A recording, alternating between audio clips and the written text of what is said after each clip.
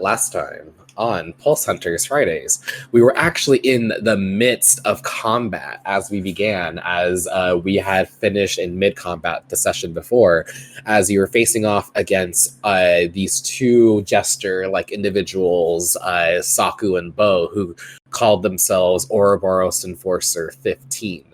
You were able to identify them afterwards in the combat as the Machinators. When you were able to bring one down, the other immediately fought to the best they could for the rest of their short life against you, when suddenly the two of them merged into this abominative, aberrative like being that combined most of them, and it was very grotesque and had a huge aura of dark magic about them. However, thankfully, with some excellent plays from our parties, you were able to mitigate most of the dangers and the hazards that this form had in store for you all, and you were able to prevail eventually with your lives.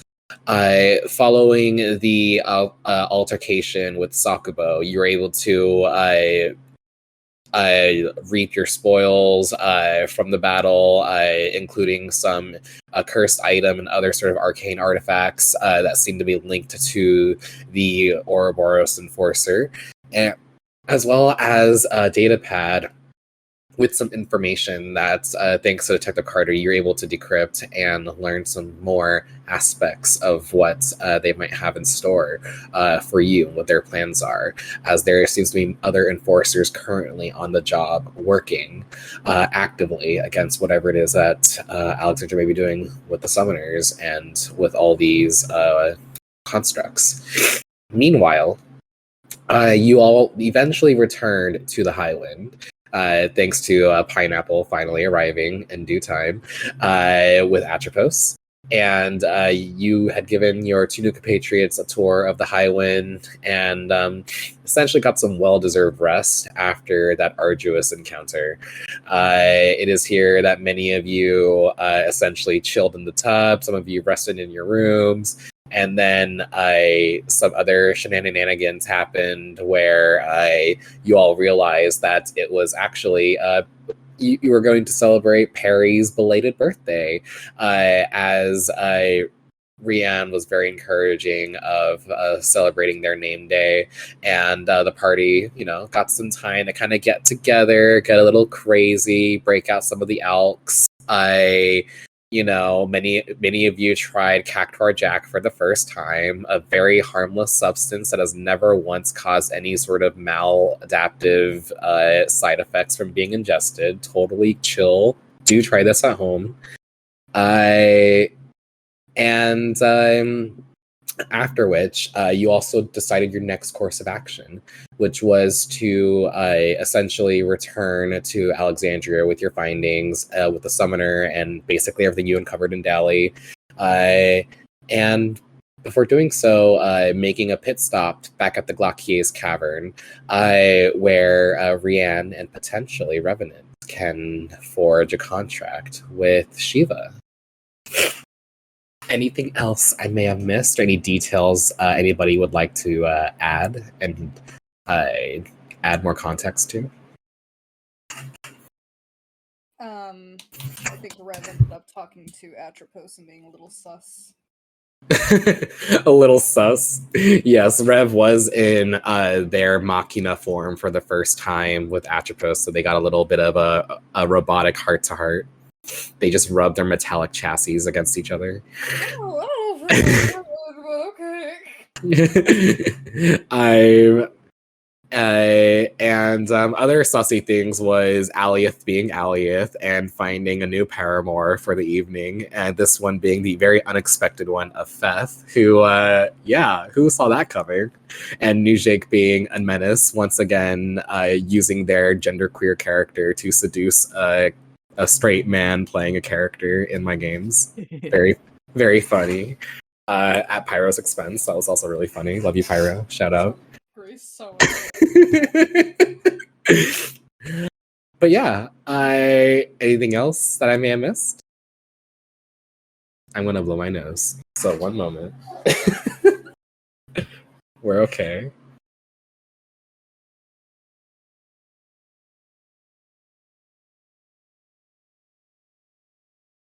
Okay.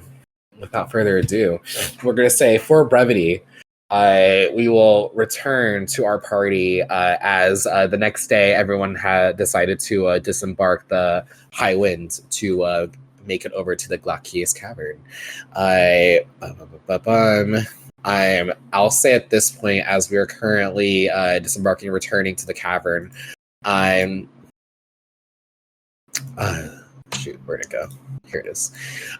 Is there anything specific that y'all would have liked to have done during the morning of waking up and about to disembark the ship on the High Wind before we move into the cavern itself? I'll allow you guys a moment to do anything you'd like to, any character interactions, anything like that. If not, yeah, go ahead, Megan. Would you like something for Perry? It's small. Perry will make hangover cures for anybody who needs them. Very funny, awesome. So Perry, the next day, you're vibing because this is something you're quite used to. But I would say you're probably heading to the kitchen, trying to make some hangover cures. What is your definition of a hangover cure? Well, Megan has no clue, so we'll say. You're like, I don't know. I will say that Perry, you kind of go to the kitchen to kind of see if you could essentially fashion some things that you're familiar with in the Feymarch. You're like, can I do this? Can I do that?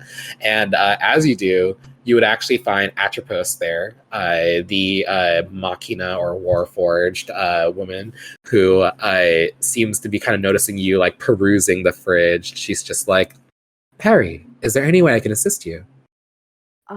I was looking to make hangover cures for any of our friends who might need them, but none of this is what I know. I understand that many of our ingredients may not be used to you for the Feymarch, but if you would like, you can certainly assist me while I create some breakfast for everyone, and I certainly intend to apply some knowledge that I have procured to help with hangovers, considering yesterday's extracurricular activities. I would very much enjoy helping you in learning. She kind of will just clap her hands as the lights in her circular visor kind of blink into almost little pixels light up, almost as though she's making an emoticon face on her little visor, as she will then direct you to help her with creating a hangover cure, which in this case is it's this time they're doing a Saigonese very traditional breakfast where it is kind of like a savory deep fried crepe filled with vegetables and seafood, or just vegetable options as well for no animal products, as well as a soup made just from green onion and pickled plum that is tending to essentially be just clear the sinuses, clear the mind, but also very savory meal to have in the morning. So you kind of help Atropos with that, and you kind of learn, and she's kind of showing you how to do it so that you're able to replicate this recipe if you would like to cook it in the future. And for the rest of you, if you would like to say your character definitely is not vibing the morning after, could definitely come get some food before you head off to see a god.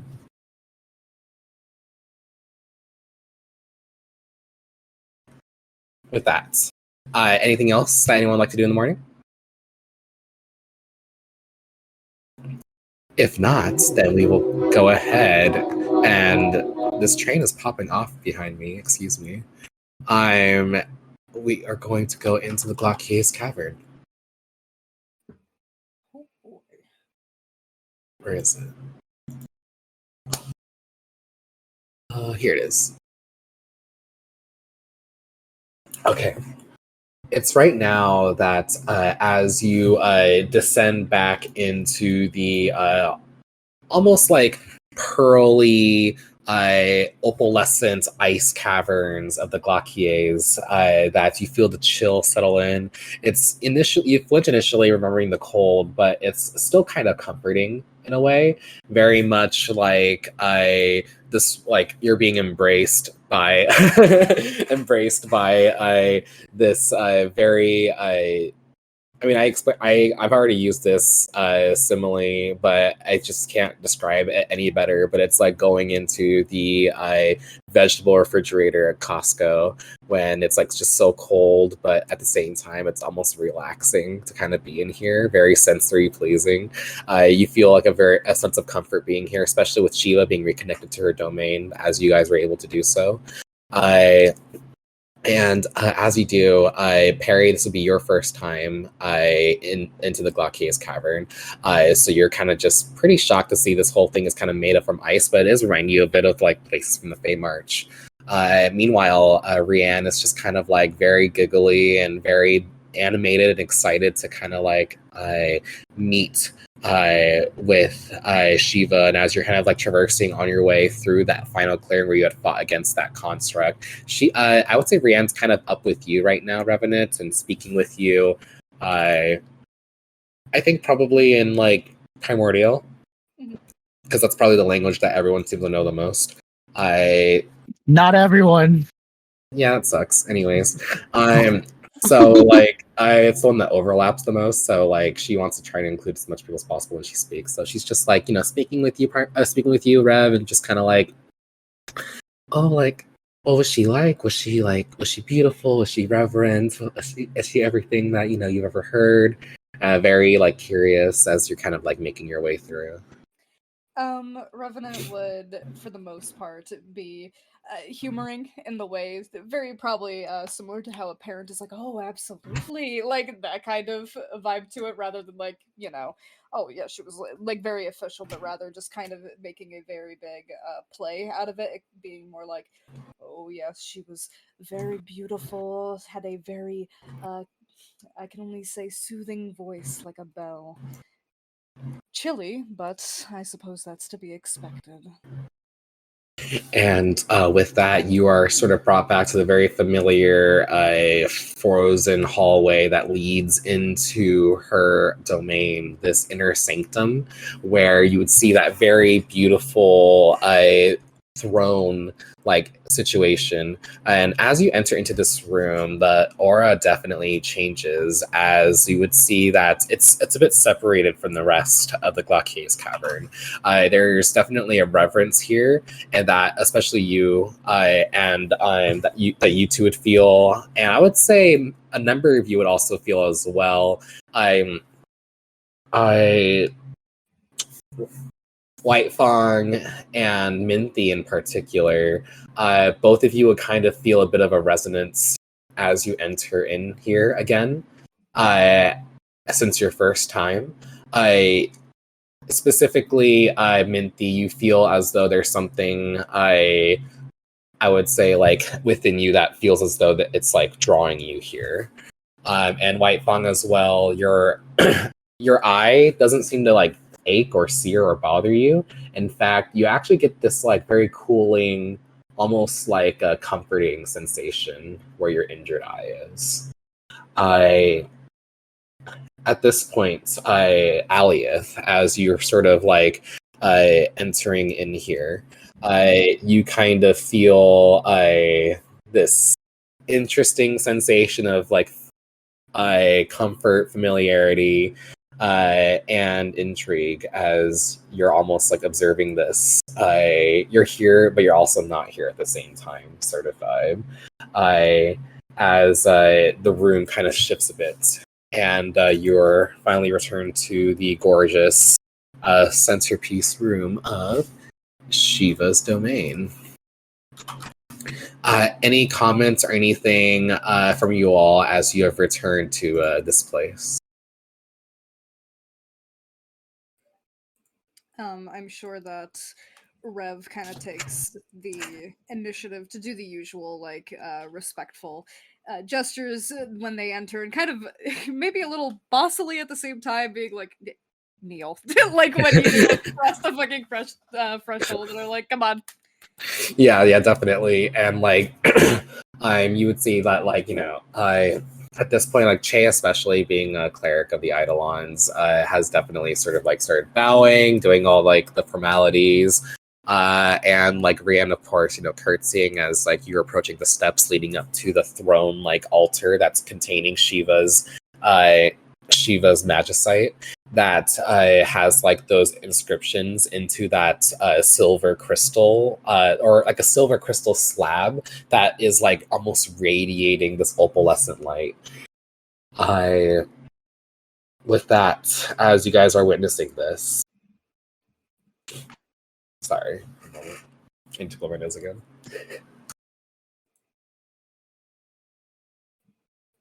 As you're all witnessing this, Rianne will kind of reach out to you, Tia, and will kind of like tug at your hand, and she'll just say, "Are you ready?" As I will ever be. With that, as the two of you stand here towards the front, both of you kind of do the signature summoner bow. You sway your hands and you cup your hands together into your palms, almost creating like a sphere as you bow. And then you would see from the crystal slab of the magicite, light begins to emanate from it as the mist here grows thicker and thicker, as though being emitted from like one of those like fog machines, as like the room is encased in mist and begins to very slowly dissipate, and revealing none other than the Glacian herself, Shiva, the Queen of Ice. You'd see as when she manifests from her crystal, Rianne immediately sort of like bows her head very low, and she'll just say, in primordial, "My lady, the Glacian, I am so sorry that it has taken me so long to come see you. I was interrupted, but I was saved by these individuals. Thank you for guiding them on their path." And I would say at this moment, because you're all currently in the presence of an Eidolon and interconnected here, despite, even if you are unable to speak primordial, you would actually all understand it, as though it is a language you've always known. Which I think is just Taeyong, ironically enough. Okay. I'll let Nuchik type something if they want to type something. Okay. No. With that, you'd see as Shiva kind of bows her head, looking over at Rianne and looking over to Rev before seeing the rest of you all, as she says, "I am pleased to see that you have reigned victorious." She kind of looks at the rest of you, and then will look back down to Rianne and say, "And I am also pleased for your safety, young summoner. It appears that you are aware that your presence in the material plane has caused an imbalance and interest. It's unsafe for you here. But I cannot say that it wasn't fate that brought you here in the first place." Rianne kind of finally lifts her head up and looks up at Shiva and will just say, "Glacian, please, I would like to forge a contract with you if I can. It would be an absolute honor." And Shiva nods, will just say, "But of course." And then she looks directly towards you, Revenant. Will just say, "And what's of you, summoner lost from a long age?" Rev does their usual bow of their head when they usually are kind of dealing with the summoner nonsense, and they go, "I too would like to forge a contract with you. However, if it would be more well spent of perhaps a blessing unto all," they say, kind of like gesturing their hand out towards everybody else, "then I would not ask more."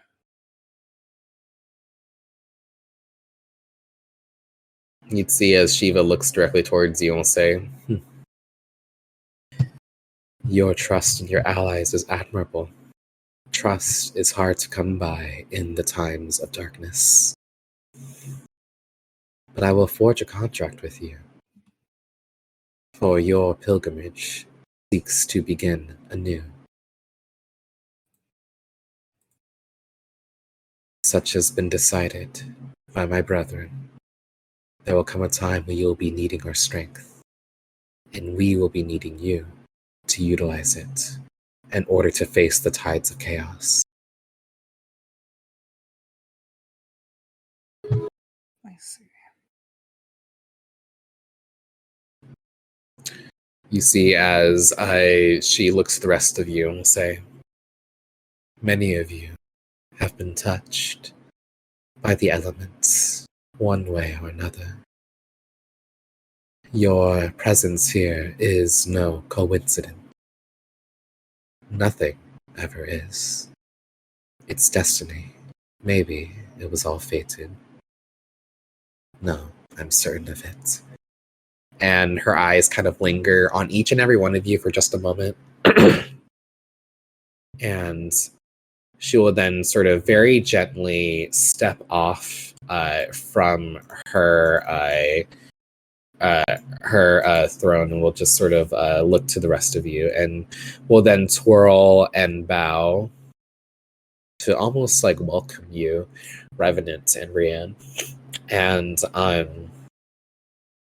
she then will look towards the two of you and just say, "A contract it is. It has been some time since I've been able to forge one. You two have far earned it, and will be needing my strength in the future. Let us allow this connection to bloom into a flower as white as the footsteps in the snow." And she then kind of reaches out, and with her hand looking towards the two of you, she brings her arm back in close to her lips and blows a kiss towards you, Revenant, and towards Rian. As like the snowy mist kind of like emanates towards both of you, and then she snaps her fingers. And with that, Rev, you feel this chilling sensation at your core, as you feel as though this energy is just being absorbed into you. And you can feel this light piercing into your frame.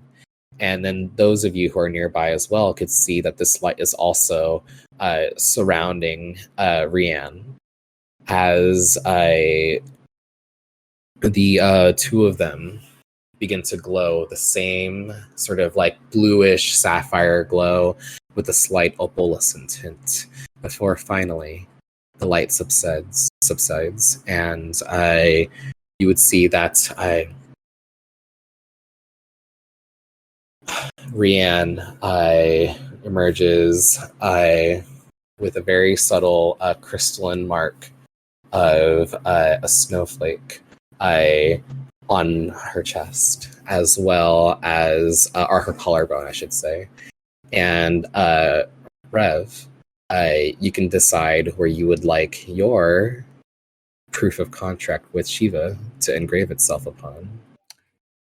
It's just a tramp stamp. No, It could be. You know what? It'll be a tramp stamp. Fuck it. Amazing. Whoever is behind Rev, so Max and Minty, you would He see. approves. You would see as there is a snowflake, sort of like almost like a branding that appears just above Revenant's lower back. I just would like a line of contracts going up their spine, so it's gotta start with the tramp stamp. With that, you would feel a new potential has awoken within you. It's been a while, if at all. It's almost like a brand new feeling for you, Tia. In this frame, in this form, you feel the same amount of welled emotions that if you were currently in the shape of a humanoid, you could probably shed a tear right now. And as that contract is forged,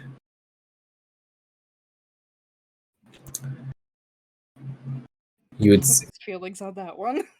you would see as Shiva then looks around. I will then look towards Aliath for a second, almost like in a way of acknowledgement, almost like a weird sort of familiar sense. As she sort of smirks, and will just say, "I trust you will see this through."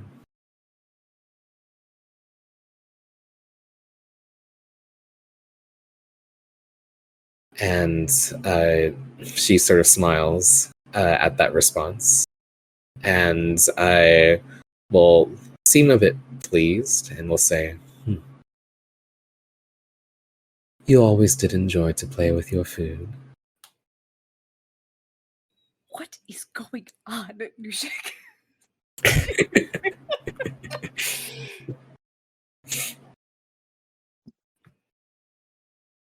Some shady shit. I'll wait for Nushik to respond.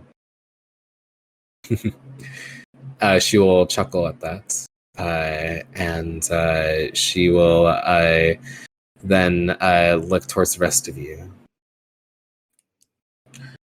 She looks and will say, as Rianne will look up and say, "The Glacian, ma'am, it is an immense honor that you could consider me for this contract. I was wondering, you said that my presence here is dangerous.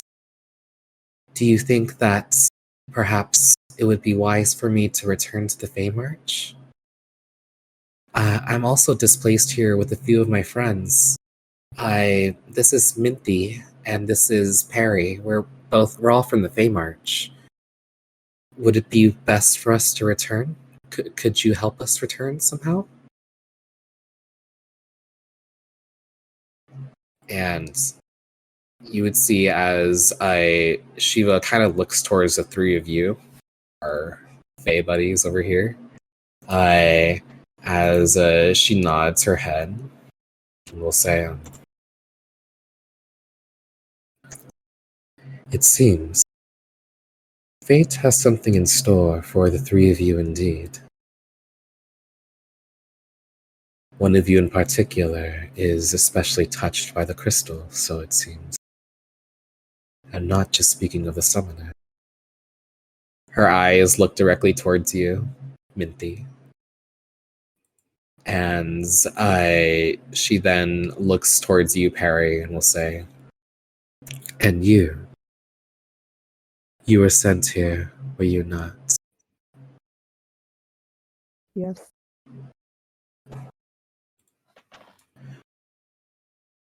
"You have found yourself in the company of a summoner and have protected her since you've arrived.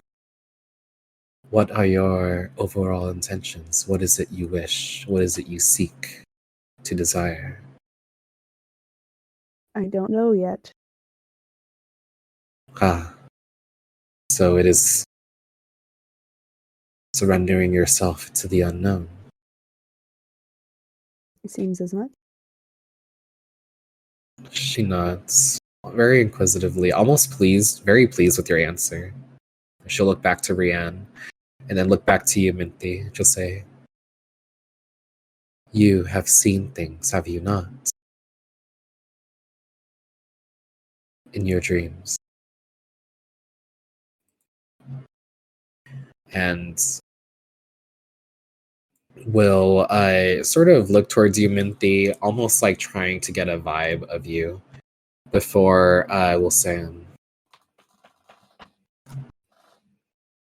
"Is there any way, do you have any means to perhaps confirm this objective that has been set before you?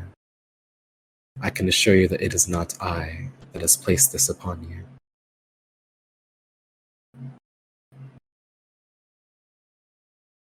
you see, in my dreams before, there was a white chocobo, and Rien happens to have one of those. She nods, almost like with a knowing smirk, and will say, "It seems that has led you to your old friend. The tides of fate love to play games. I will say that you have a connected bond with these avians of the crystal plane more than you'd ever know. Come. You said your name was Minty, correct?" Yes.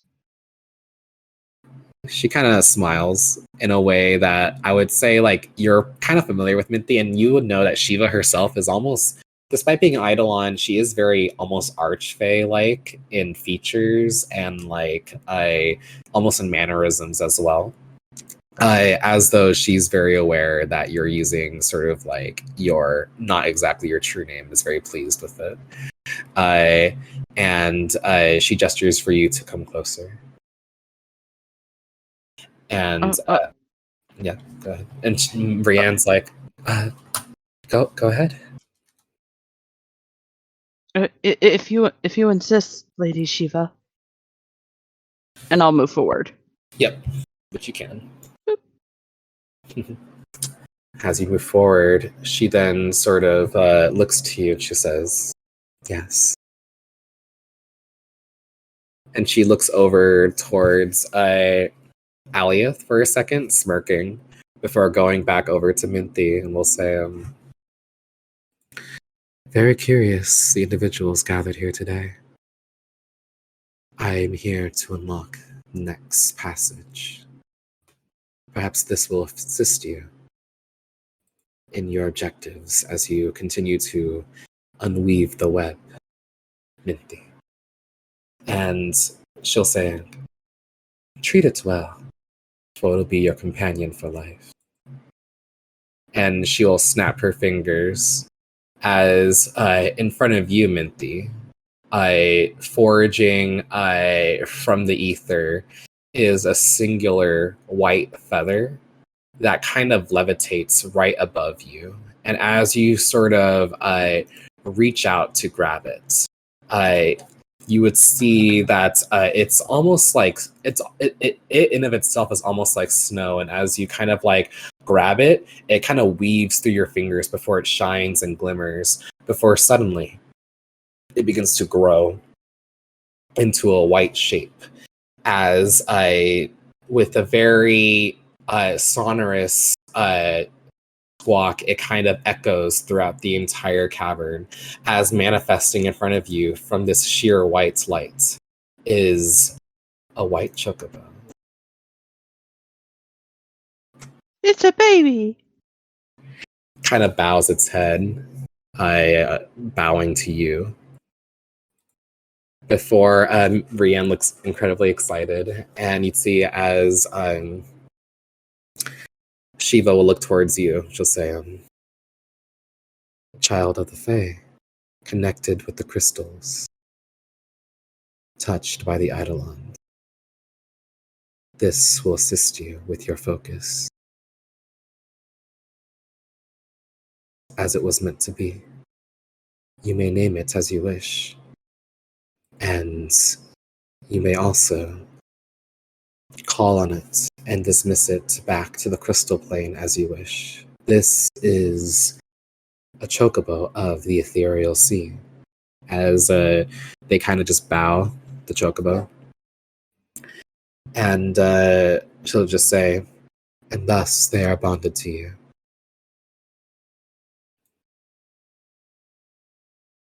The chocobo looks kind of at you, Minty, expectantly. Minty will reach their hand out to it to like try and pat it on the head. Kind of nuzzles into your grass. Oh, I wasn't expecting this, Lady Shiva. I don't know how to thank you. Do not thank me. For I am not the one who has placed you on this path.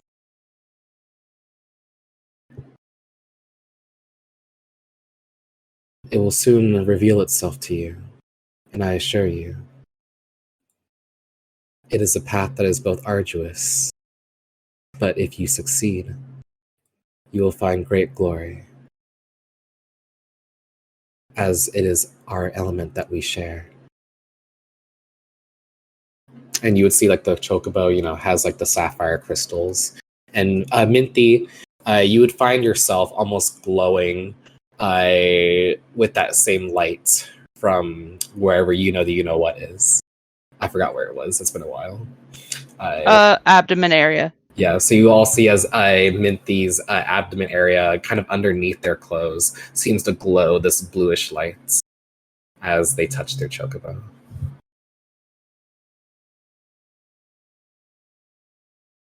But yes, you have received a chocobo. You don't need to name it right now, but you have the access to the stat block.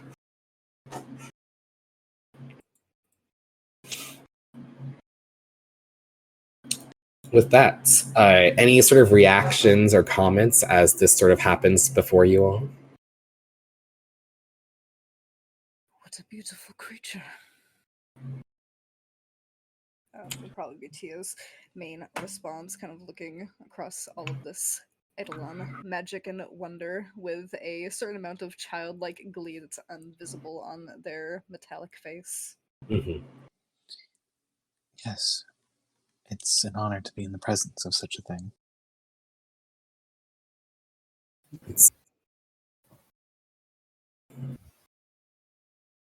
She then sort of nods, and then we'll look up, and then we'll look towards you, Roland, and we'll say,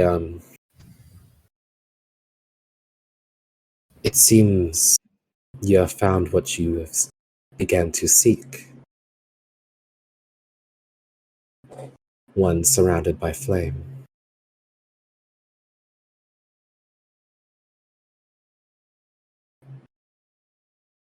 She then kind of like regards you, White Fong, and will say, "Yeah, go ahead." Oh no, I'm sorry. I'm gonna have to mentally check out. I can't focus right now. No, that's okay. You're good. That's totally fine. We can. No, that's fine. We can back up on that later. She'll just say it wasn't anything really. She was just going to say that, unfortunately, I cannot provide the same assistance for the connection between the way you are touched is one that is not in my domain. But I have no doubt that you will continue to find what you seek should you stay on this path. And with that, she then turns over and looks to you all and will say, I sense your next station of progress to be very soon. You should visit her. She will assign you your next order of business to combat against the darkness. She has always known what is best. She is none other, of course, than the Tide Mother. Your destination of return to Alexandria. Use anything in your power to see her as soon as you can.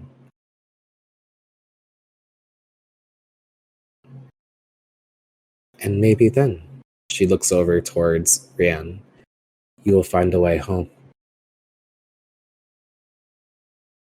And should your friends from that realm accompany you,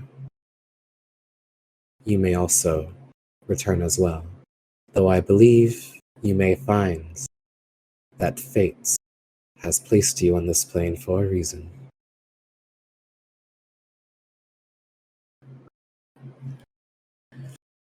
With that final comment, any questions or comments that any of you would like to ask Shiva before you depart? Now is your opportunity. Time Actually, to exhaust all the dialogue options. rubs hands together. Yeah.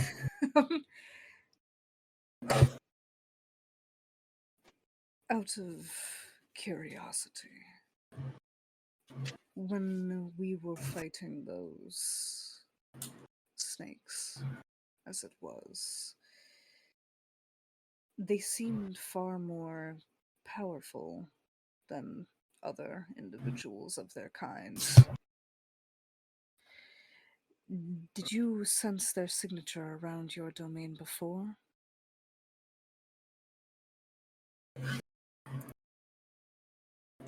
Not them directly,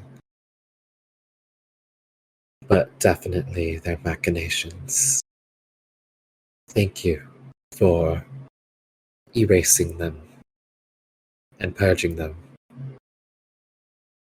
Their presence and their machinations have only sought to cause further darkness to spread.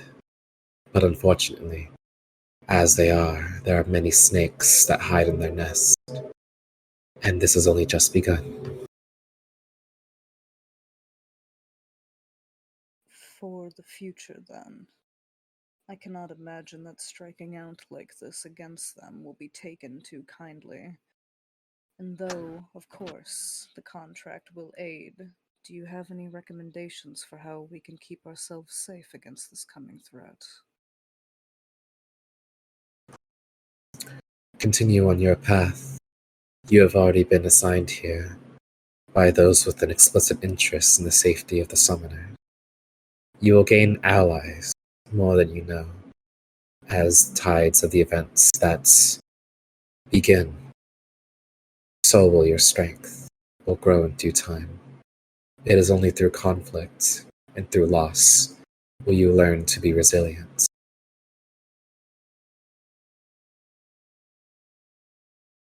I'm out of their head and, well, take a step back for anybody else.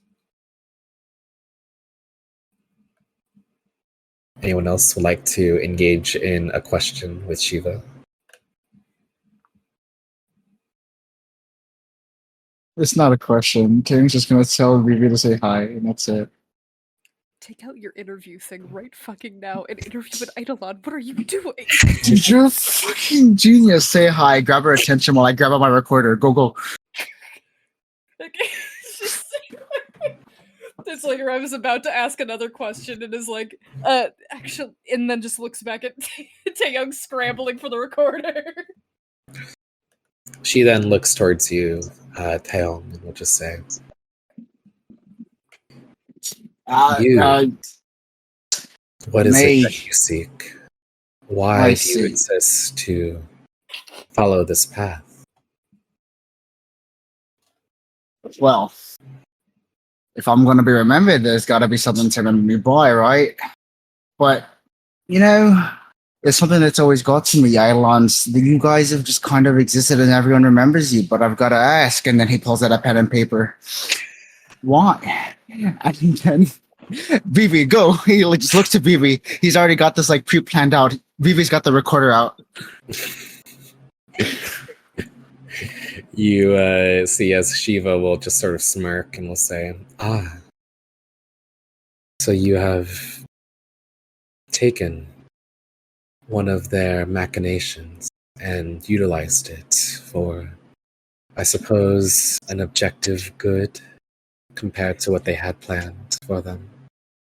I mean, that's one way to put it. I just kind of found him and thought, why, may I ask, did you choose to spare this one?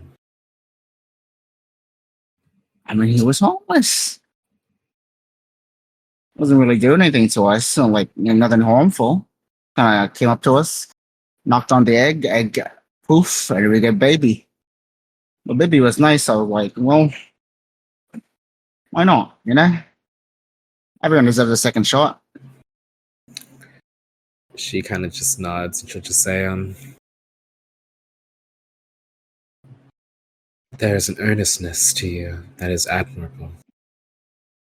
I wish you luck. And you hold on to that light, as it will help you all to guide in the darkness. Great. So, my turn. You got any interest, hobbies? What do you do, Shiva? She begins to dissipate and Tragic, fade truly. into a ray of lights. And He she'll gets just- down on his knees. but in consolation, as she dissipates, she will say, "Thank you. I will take this up and will communicate this with my brethren about how entertaining the modern day warriors of light tend to be." The warriors are lightweight. And as she sort of says that, Tail, you feel a bit of a warmth in your heart and then in your mind, as you feel as though there's this new knowledge granted to you, That's weird. It's normally empty. and almost as though that you feel like a potential has sort of awoken within you, and you have been granted to learn Primordial automatically because you made her laugh. Thanks. I can no longer be left out of conversations. Oh man, who invited Taeyong to the group chat? Hi, how are you? So, I must have forgot to invite me. Oh, actually, there was something about you, Max, that I forgot to address. So I'm gonna retcon a little bit. She reappears, just like She fades back in. Oh wait, sorry. She's wearing a bathrobe and like a towel. Like, hold on, sorry. Sorry, psych. She will look towards you, Max, and then she'll say, "You, it seems recently you have encountered discomfort. I can sense that your mist was disturbed in a way that is not how you wished." Yes, milady. I don't know what happened. She nods and will just say, "Considering your experiences and your knowledge, it is easy to prevent those, to allow them in. But you will find that it is through trust and camaraderie that will lead you to the light. How you get there is at your own pace."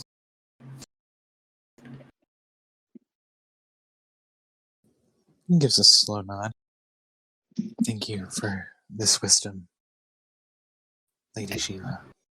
Continue. You have so much to provide to the world. You, especially. Do not be discouraged by the shadows in the dark.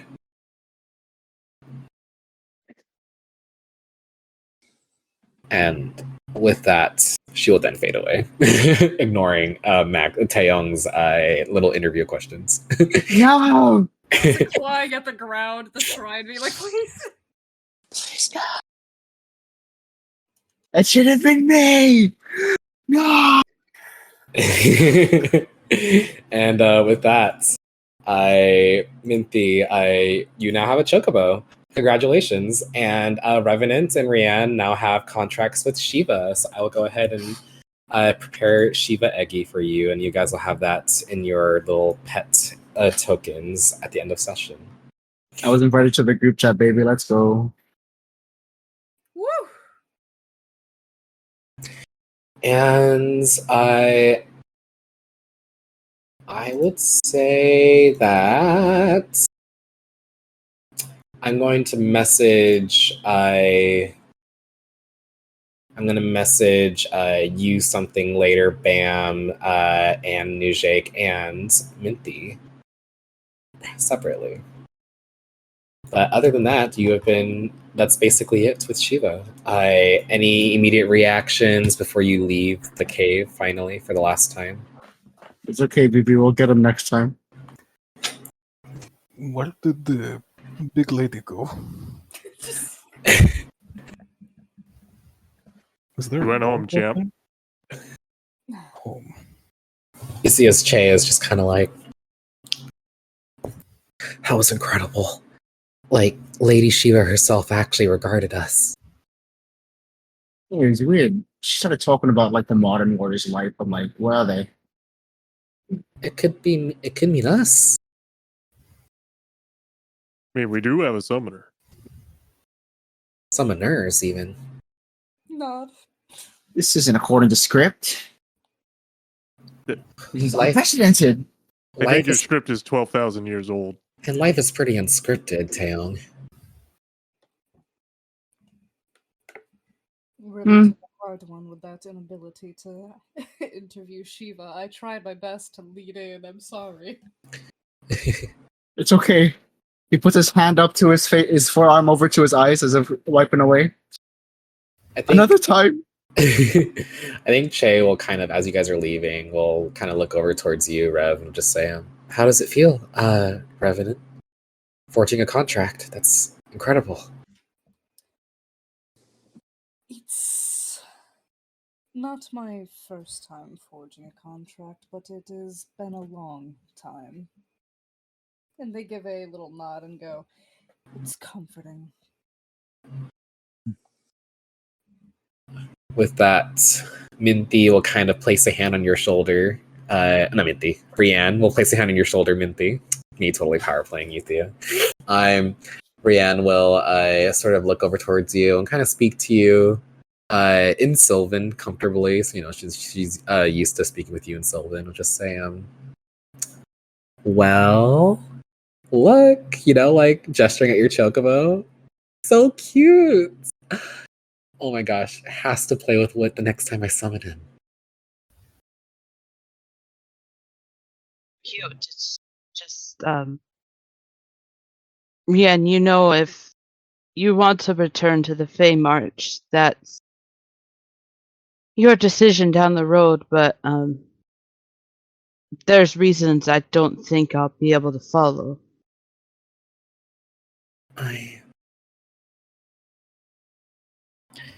I don't know if it's safe for me to stay here, but I wouldn't want to go back without you either.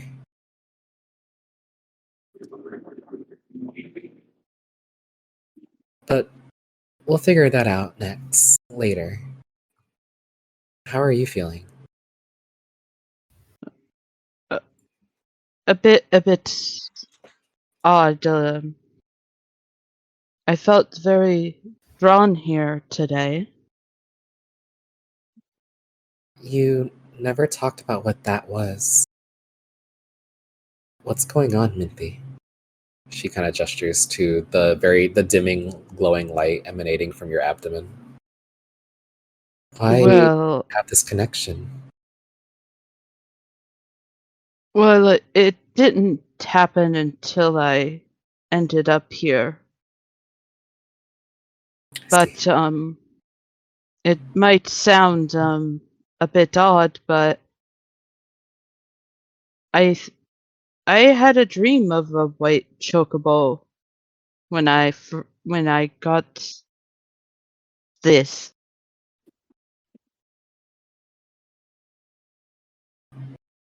She nods. And she'll just say, who would have thought the two of us, this roped into this Eidolon business? Kind of like chuckles, making kind of like a joke out of it. She'll just say, I want to help you as much as I can. Well, I think I'll be alright. I'm a bit more worried for you. The snakes know that you're here. They'll probably be angry that we sort of spoiled their plans in Dali. She nods. So, She mentioned that you were on your way back somewhere. Is that our next destination? Alexandria, yes. I think that's where they've been planning to go back to because Leviathan sort of a big deal in Alexandria. Wow. The Tide Mother herself. This is definitely a huge jump. But it'll be an honor to have to see her, at the very least. Perry, and Rayanne kind of looks over towards you with a very sort of like earnest expression. I'm so sorry. I kind of got you all wrapped up in on this. Would it be okay if we stayed together a little while longer?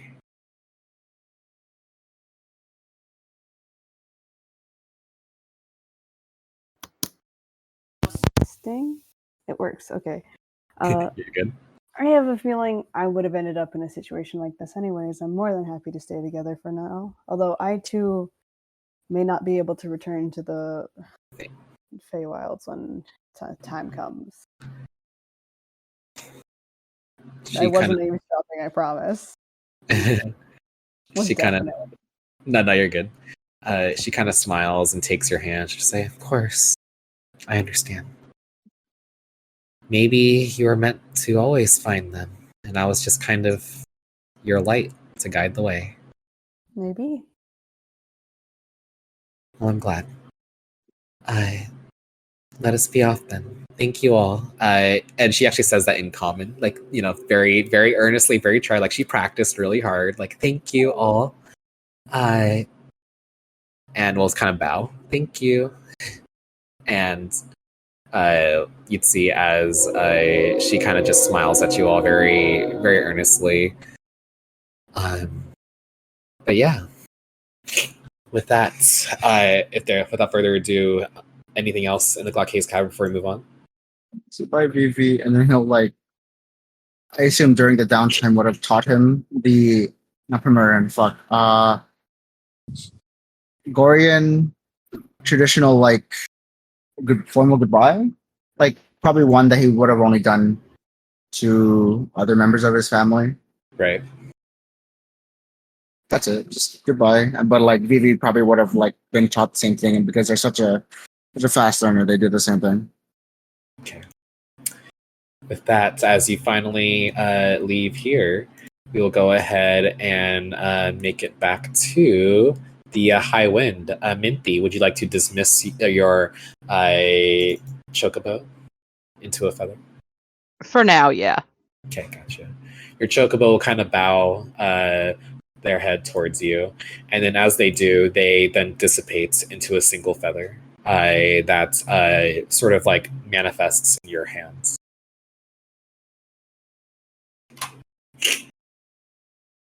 And with that, we'll go ahead and return you all to the High Wind.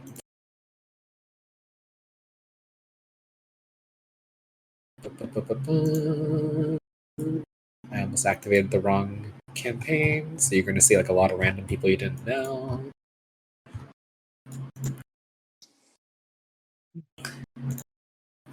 Hey, those people have hijacked our ship. Literally.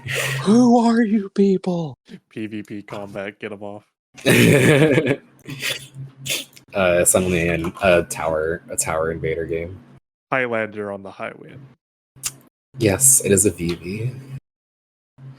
With that, you would see as Atropos will greet you all and sort of like, you know, beam you up, Scotty, back onto the ship. And we'll just say, hello, everybody. How was meeting with the Eidolon? It was strange. I'm quite honest. I don't think anyone could ever prepare for such a thing to happen.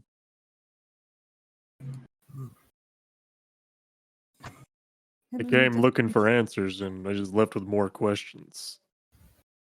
I believe the saying in most common literature is that gods tend to do that shit.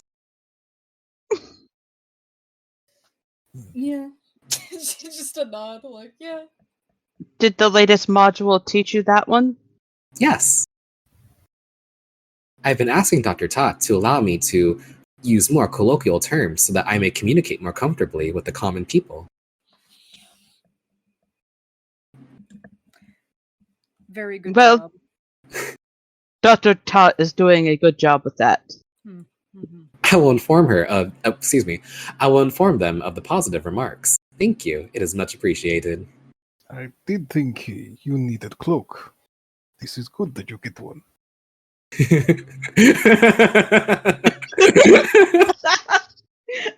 Amazing. I guess to you, Feth, she does look like she's basically just naked and baboon in your face.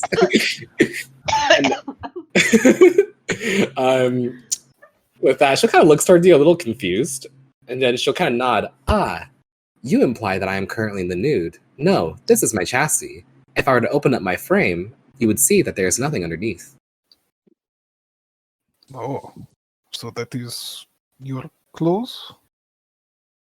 Yes, and my skin, if we're being technical.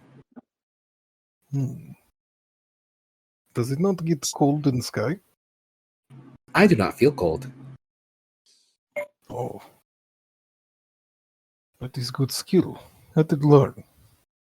Rev looking down at their feather boa over their shoulders, like, this is like the only clothing I wear. Oh shit, wait. You'd see as you're all kind of like ascending to the skies, and I'm sort of getting ready to leave as Atropos will say, if there are no further questions, she does not have nipples currently. What do you mean currently? You mean she can have them? Who knows? You have to download the DLC and the mods at nexusmods.com.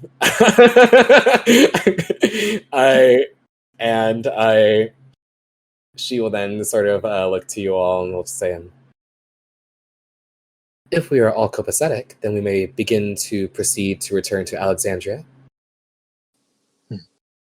I believe Shiva told us that we should probably move and commune with Leviathan next. Understood. I will send some regards to Dr. Tot to perhaps see if we can make some arrangements so by the time we do arrive in Alexandria, that can be arranged. That would be very helpful. Thank you, Atropos. Absolutely. I'm happy to assist. And I'll speak to you later, actually. Of course. She then looks over at the rest of you. Is there anything else I can perhaps send any regards back to Alexandria on your behalf? Tell them I say hello. Understood. I will add one hello from Feth. Yeah, I would like one too. Shall I have a hello from each party member? You might as well. Yeah. You can rescind mine. Understood. Rescinded hello from Captain Roland Wrightvon.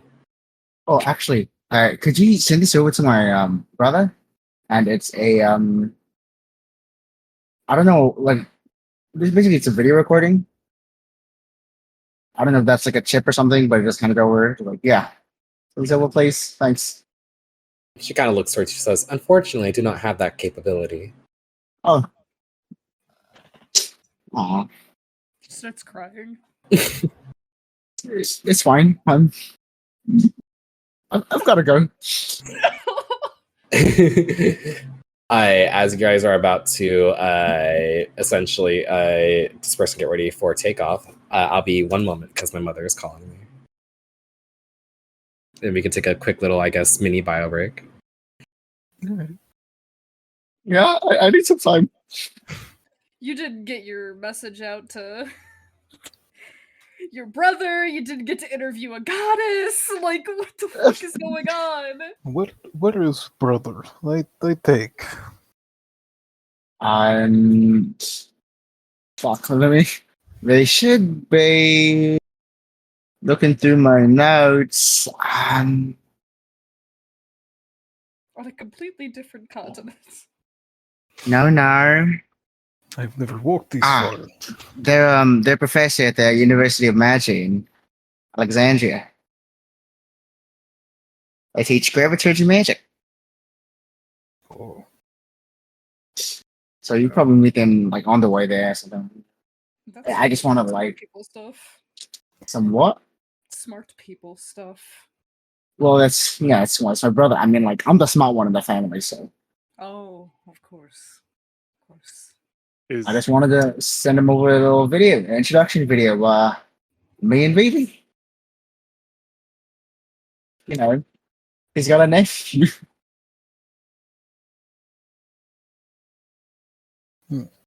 Bless your heart. I've never been to Alexander area, but I will try to find. Alexander. well, you Hey. won't have to try. We're heading there right now. Oh. Then I am very good at my job. Wait, what is Fett's experience on fucking airships? He was on one and it crashed. I am very good at my job.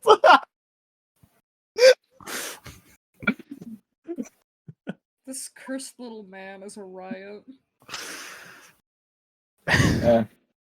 He's dumb as rocks. You know what, Faith? You still got that dirt. No!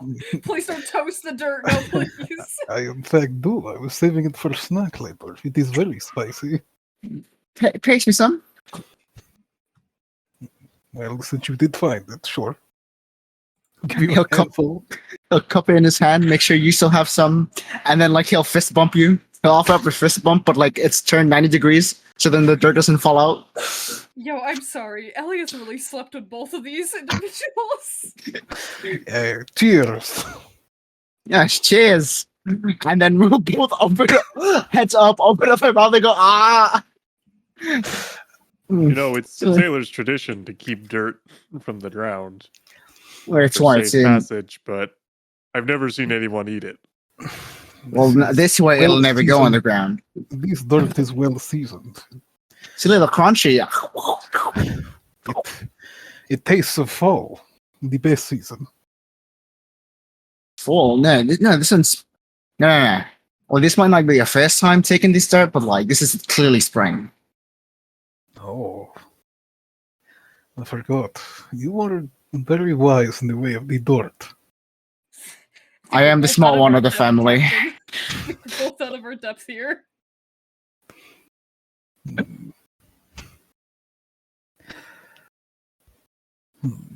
Do you have any other food-related insights? You found this in the middle of a vast forest. It was surprising. You mean the dirt? Yes. I mean, Not all dirt tastes like this, I can tell. I have Really eaten much fast. dirt in my life. and he's got this very confident and just like know it all look to him, just like really fast. The trick is you don't look outwardly, you look inside. And once you find yourself, you find your dirt. What? This is like saying, home is where heart is. So when you stake claim, that is the dirt you need. He's nodding his head as if this is in fact what he was meaning. Oh, very sagely. I have returned. You truly are you. the smartest of us all. I know. Okay, to catch you up to speed. Other than the dirt topic, Taeyong Nate kind of dropped that their brother works at a dramaturgy magic teacher at a university. But 90% of what was just happening was them talking about dirt in character. It We was had a pretty very impressive. nice heart to heart. We like shared the dirt. We had a shot. And we're like, this is crunchy. Ooh, this is kind of seasony. He said, this is winter dirt. And I was like, no, clearly this is spring dirt. It's okay. I'll enjoy going over that with Dirty in the recording and erasing every moment of it because it's not canon. I'm kidding. This is absolutely in character. What was that, Megan? The beautiful quote, once you find yourself, you find your dirt, isn't Once you canon. find yourself, you find your dirt. You can put that in quotes channel if you would like. Well, Yes, thank you. Oh my goodness. Amazing. Amidst all the dirt conversations, is everyone back? I know Nijik is laying down. Is Trick still back? Or Trick still gone? I think so. That's okay. Fuck that guy. No, I'm kidding. Oh my It's- god! I love tricks. The way you said that, Pyro, was so cute. You were like all whiny. Oh my god! With that, we'll go ahead and pick back up. As you all return to the High Wind and begin to prepare your travel back to Alexandria. I would say that at this point, Atropos will, as she's sort of like preparing for you all to kind of take off, whether you're all on the ship or not, feel free to like move around. But at this point, she will then sort of state an announcement to the ship. Will say, "My apologies, everyone. It appears I am receiving a transmission." She'll then sort of say, "Relaying transmission to the ship." And it's at this point that all of you would kind of hear as sort of like echoing from sort of like the speakers on the ship that there is this voice that might be familiar to some of you and to others may be completely new to you altogether, as it is a voice that sounds almost regal with an air of like this suave, like the suaveness of the voice clearly is very well experienced, very well read and well throughout and well spoken, as it sounds as like someone who's made an entire living in using their words to essentially as a business of sorts. As a train comes rolling on by in the background, you would hear, yes, thank you, Atropos 127. I can see that you are on your way to head back to Alexandria, but by all means, I suggest for you to stay. I will be reconvening in your location just above the Glacius Cavern very shortly, and just about, I see ETA is about 2 or so hours. I have some updates to bring. Oh, how rude of me. If you are hearing this transmission, this is none other than Dawn Charity Godwin at your service, and I'll be seeing you all soon.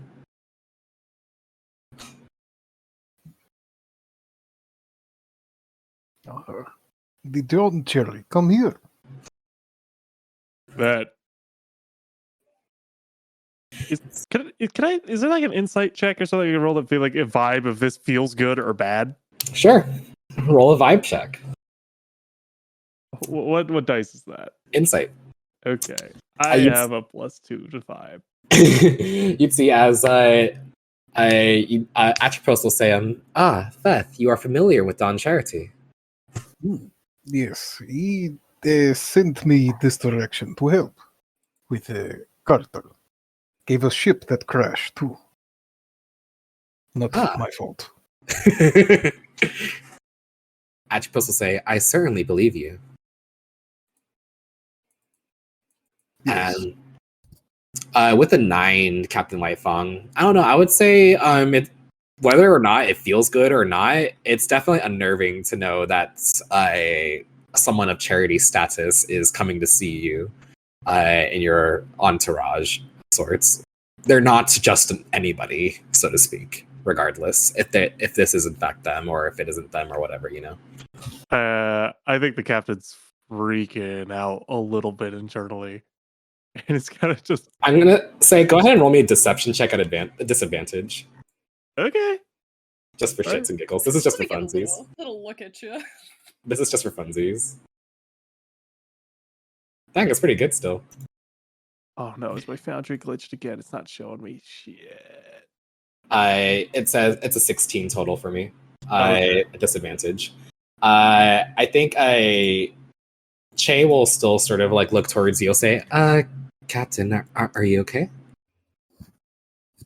No, everything's fine. It's just we got a lot of work to get done within the next 2 hours. Oh, you're right. Especially if the dawn is coming. Should we make ourselves presentable, or What should we do, sir? Okay, just like a bunch of orders, like just like mop the floors, set the silverware, make sure that there's flowers of local variety in beautiful arrangements. Sir, I will do my best to ensure that this is seen through. Can anyone help with this, perhaps? You see as Che will look around, Atropos will say, of course, we can certainly do our best to provide a warm welcome for the dignitary from Treno. Roll out the carpet. He can't step on the ground. Yeah. I'll help you with the heavy lifting, Che. Sonic in defeat. Tricks, just to catch you up, just before you're about to leave for Alexandria, Dawn Charity sent a transmission to the ship that they will be arriving to the ship in about 2 hours. So Captain Whitefong's kind of having a mini freak out to like make sure the ship's in presentable order. I will help as well. Bud. And But you immediately, yeah, go ahead, describe Bud. As he like pulls out like this, like it looks like a flattened disc, and he presses a button, and it kind of like floats up and whirs to life. This kind of like little circular little robot with like little digital eyes, kind of like blink, blink, blink, and it seems to be powered with like this little lightning, and it just kind of gives out. Wow! It sounds just like R2D2. It's like, just yeah. Just like, it also fully only talks in emojis on its face, as it like it has the two V's for eyes and like the D for a mouth. Yeah. But assist me in cleaning, and then it gets like little like. Yep, and it will kind of go around you. You're a little drone boy. All right. Anybody else in particular want to help with the sort of arrangements and all? Taeyong and Vivi obviously standing at attention, saluting to the side and say, issue your commands, Commander. I need you to guard the broom closet. Oh, can do. Let's go. And Vivi then they will start, say, the broom closet, an amazing task. Let's go, Father. let's go. And like he'll go to sprint, and then we'll only go as fast as Vivi can. So he will go slow-mo if he has to. Now, the Right. joke is there is no broom closet. They're just like searching the entire time for the broom closet. There is none. Spoiler alert. As all this is happening, you'd see as like, Rianne's kind of looking over to you, Perry and Minty. It's just like, is there a reason why they're so anxious over all of this? Is this someone important? I mean, I have no clue. Did someone get clothes on Hatchapose? I think this person is important in Treno, where we sent the other ship. Ah, yes. You'd see as Rianne will nod. Oh, of course. The constructs. Yes, I don't know much about this Dawn Charity, though. It sounds like they're a big deal. What a pretty name. They must be a very good person. When Captain White yells out, "Put clothes on Atropos," Max says, "Actually, I think they would prefer if they didn't." That's true. Going that journey. From what I know, I think that's a plus. With that, without further It's ado, just like the urge to say nobody wear clothes. no, shut up! Quick, everybody, nudist mode now. Birthday that's- suits activate. I cannot imagine Charity just showing up and everyone's just naked on Naked. shit. It's right, Captain. I'm already halfway there. Is everything to your liking? I feel like the Dawn would be like, "Yes." Charity is just like, I'm ending the campaign. Right in the trash. Amazing. We'll say with all your craze preparations, there's no checks needed. That would be really funny though. But you're able to, make sure everything's in order. It was already quite well put together thanks to Atropos's organized self, but you're able to ensure that, there's a meal already prepared for a very fine lunch to be had. I would say Atropos is probably going to be making something that is, from what she knows, is like Don Charity's favorite vibe in terms of like meals when it comes to the Treno noble delicacies. And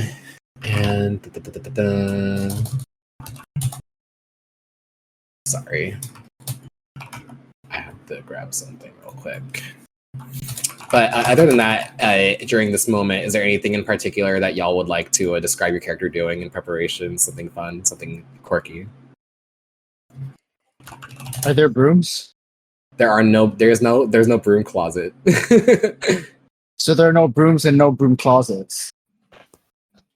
None at all that you could find. Oh! Ow, fuck! Sorry, I tried to slam my desk in anger.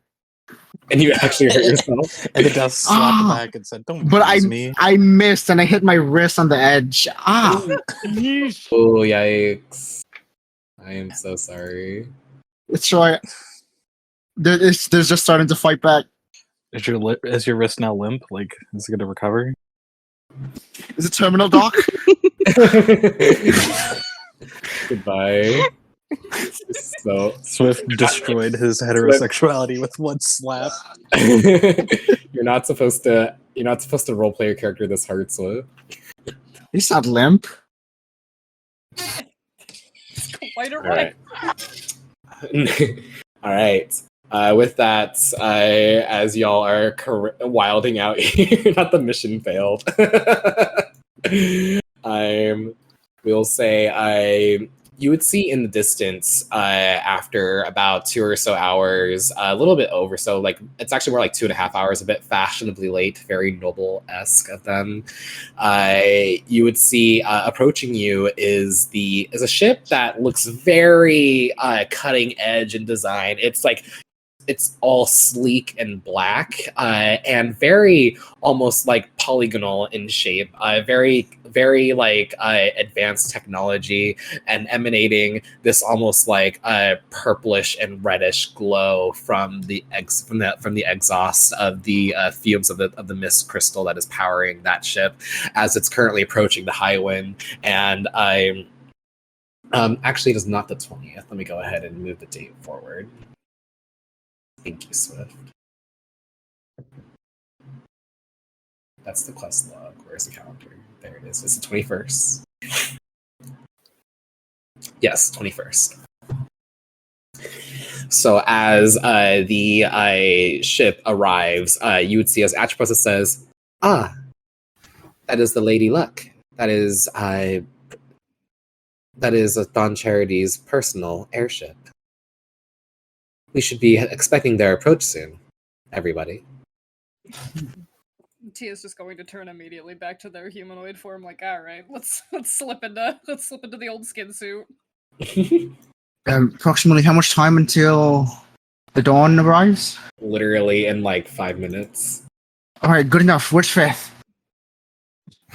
That's just on the deck, just spinning a rock in his hand. Likely a gift for Don Charity.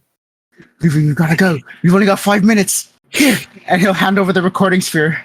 Let's go. I didn't get one yesterday, so I have to get one today. Yep, go ahead. All right, let me pull up my questions. Vivi's the cameraman, and I've got like a fake mic up to him. He's like, "All right, Feth, Yes, John. it's you. It is me. Welcome to Meet the Vowels variation episode. We got the consonant here, Feth. How you doing, Faith? I am doing good. What is vowel? Well, I've only got 5 minutes. I'll explain later. Sure. So, who are you? I am Faith. All right. Faith. Does that work for you? I mean, Call different anything? name like Deception? No. It's like you got any extra? Like, does it the only name you go by? Like, why Fifth? Um, Introduce yourself. Really, this is like what somebody calling an interview, like a really nice interrogation. okay, I can integrate. I am Faith. I come from Vermilion Forest. I have been called many names, like Faith, that guy, Forest Rat, man in my trash can one time. Um, many names, really. I like long walk in forest and nature. Well, that's great because actually my next question was if you had any hobbies or interests, but I guess you just like nature, long walks on the forest. Yes, I have hobby in when I hunt animal, I turn its skin and bones into tools and clothing. Very fun, actually. Oh, you got anything on you? Like any trophies? Anything you're particularly proud of? Yes, this, and he'll pull out like just this piece of like probably some like wrist bone of some animal. He's like, this is from my greatest prey, the vermilion raccoon. I hunted this for 3 weeks. Vermilion Very- raccoon. Nearly killed me 3 times. Wow, what a struggle! Took you 3 weeks to find this thing? Yes, it found me far more than I did find it. I still wake up screaming sometimes. Wow, I've only seen some shit, huh? Well, I would not wish that on worst enemy. and what's the difference between a vermilion raccoon and a regular raccoon? It is vermilion. Does it make it stronger? I do not know. All right. Just stares fine. at you. 3 minutes left. You've got a life goal, huh? Life goal. Life very long. Many people have died during my life. I guess my life goal is I will one day die. No, that's not a. I mean, that's really an inevitability. But like, you're just going. Your goal is to die. Like anything you want to like aspire to become, achieve during that time before your Oh. death.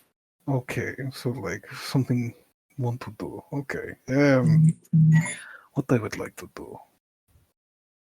I would like to meet the Mist Mother one day. That would be nice. I see her all around as the Mist, but never seen person. Though I hear her and feel her all around. Is this the Misty Mother you keep referring to?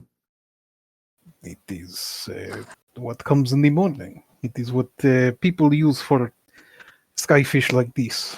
It is the ebb and flow of the magical stuff. And the Mist Mother is, in particular, emerald in color, and he'll raise up this necklace. She has been with me since my birth. Where you just kind of assume that to be like a natural force than a person, but like, even if you do meet her, tell her I said hi. And I shall do this, young.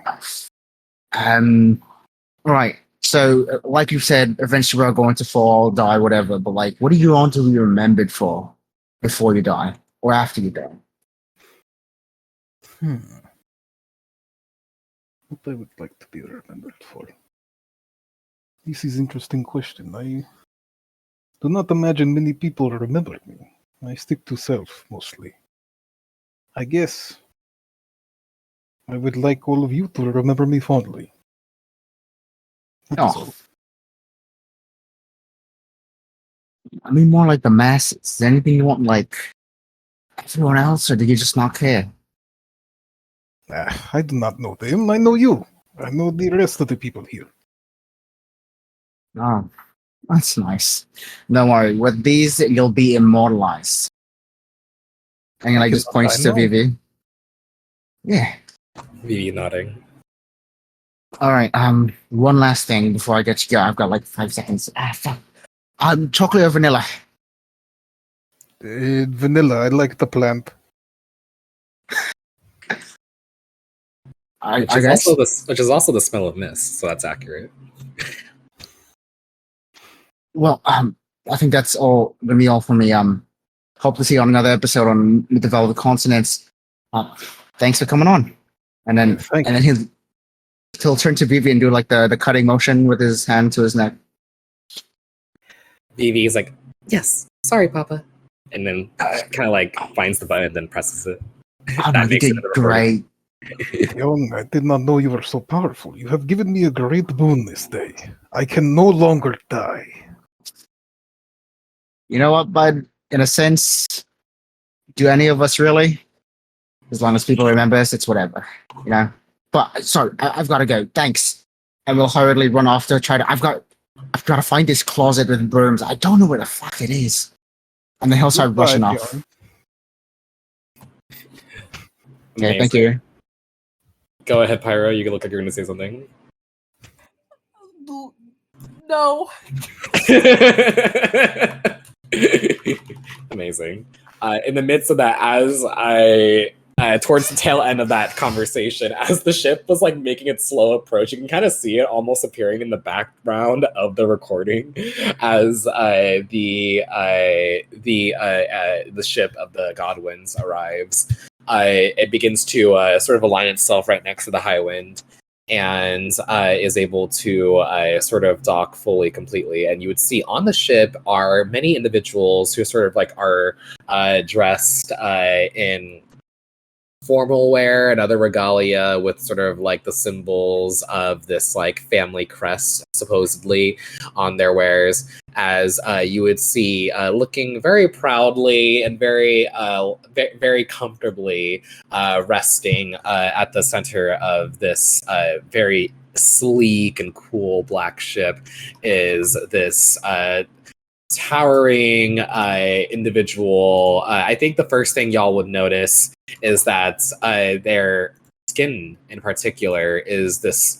It's like this very dark fuchsia, and they're wearing a very formal garb that looks expensive, but also comfortable, probably because like they're going out to adventure, with a cape that hangs behind them, as they hold themselves with this very this sense of like pride and as they kind of like look to you all, there's like their hair is glowing in almost this pearlescent glow, as their eyes are completely white with no visible irises.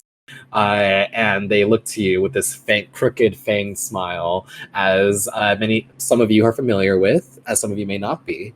But before you stands Don Charity Godwin, as they kind of just wave over to the other ship, and a little bridge is formed between the two airships, and like two of the guards that are kind of with Don Charity accompany them over to the edge of the ship as they take a step forward and kind of do a gentle bow and just say, "Good afternoon. It's such a lovely time to see some old friends and perhaps some new ones." Kind of like takes a moment to greet you all and say, "I am Don Charity Godwin, a very, very good friend of the Alexandrian Queendom.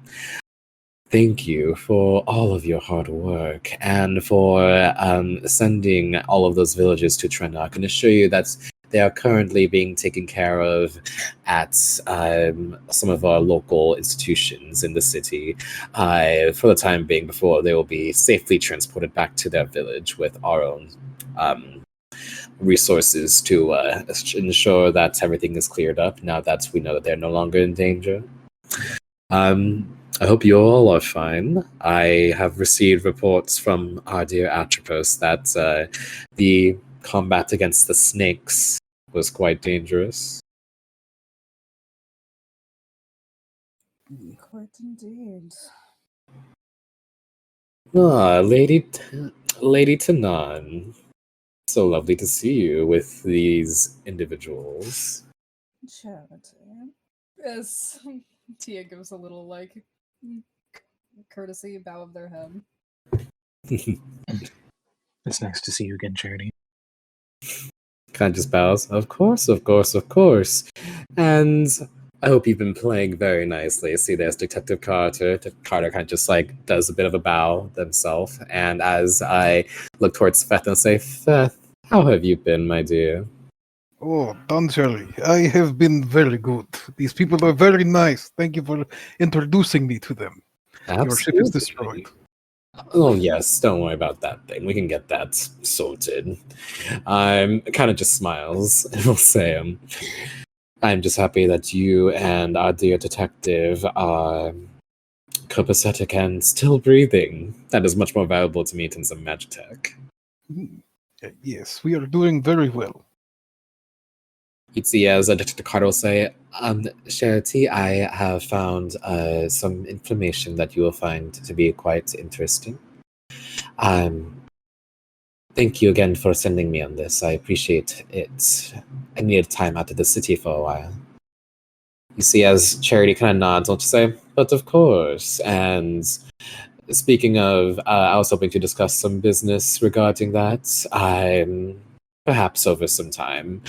And as like they kind of look over to the rest of you, kind of like wanting to introduce themselves to those that they're not familiar with, so they'll take some time to introduce themselves to of course to Alia, to Taeyong, and then also specifically to Rian and the sort of Fae trio that's kind of been formed between Rian, Minty, and Perry. I'll just say and it is to my understanding that you are the summoner. They kind of speak in Sylvan. And Rianne will kind of nod and will clap and say, oh, it's good to meet you. I am Rianne of KO from the Fae March. And Charity will nod and will just say, I'm happy that you are safe, summoner.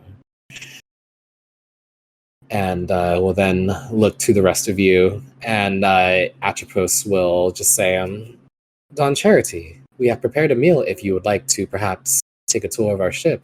It is completely within our parameters to provide you with the utmost hospitality. And I see as Don Charity nods before kind of looking over towards you, Captain Whitefang. If there's anything. Quick question. Yes, go ahead. Have I slept with this guy? Let me think. Definitely. Okay, this feels real awkward. Probably, for sure. Probably definitely slept with them before, knowing both your histories. You'd see as Don Charity will kind of just bow their head over towards you, and they'll just say, Captain Whitefang, I did not know you were also part of the mercenaries sent by the Queen. I try to keep a low profile. Seems you have been. After all, you were in my city shortly for some time, but you did not pay me a visit. I did not think I needed to visit when we were only staying for a single day. And you'd or see without reservation. RSVP. You would see as Che kind of like salutes, says, Don Charity, sir. I'm Cadet Che Honghua. Pleasure to meet you. And Don Charity will just nod and say, of course, of course. Seems you have a new errand boy. To anybody who looks from the other angle can see White Fang, like half of his face in anguish. The Cadet Che has introduced their name. The non-charity. They're even speaking.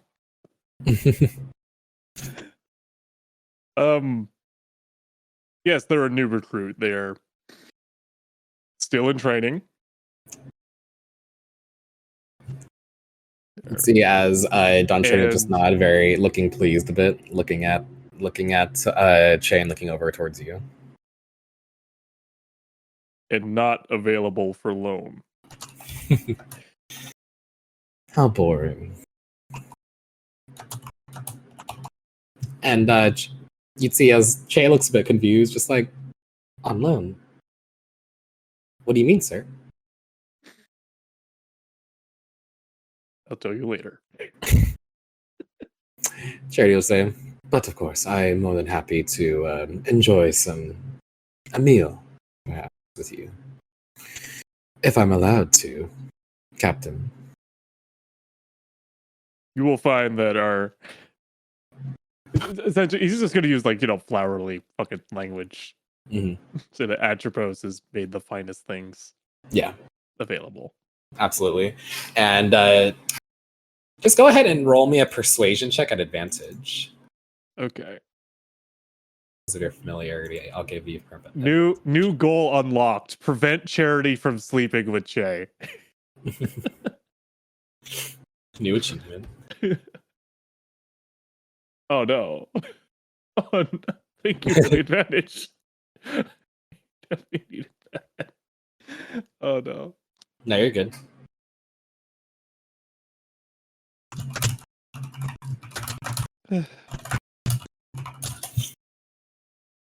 With that, with 13, I would say that it's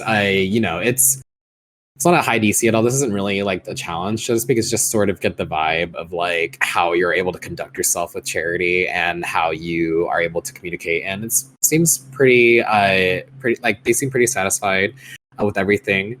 As we'll say, you kind of like make it to the mess hall. You'd see that Atropos is definitely prepared for this sort of like afternoon lunch, a very fine meal that would be up to Charity's standards. It is a suckling pig, pigeon pie, turnips soaking in butter and honeycombs. It's very Treno, very extravagant, very how do I say, indulgent. That's the word I'm looking for. And you'll see as Charity says, "Oh, you certainly spoiled for me. Thank you. I appreciate the gesture, and no doubt Atropos is quite skilled. I have my own machina that is quite the chef themselves."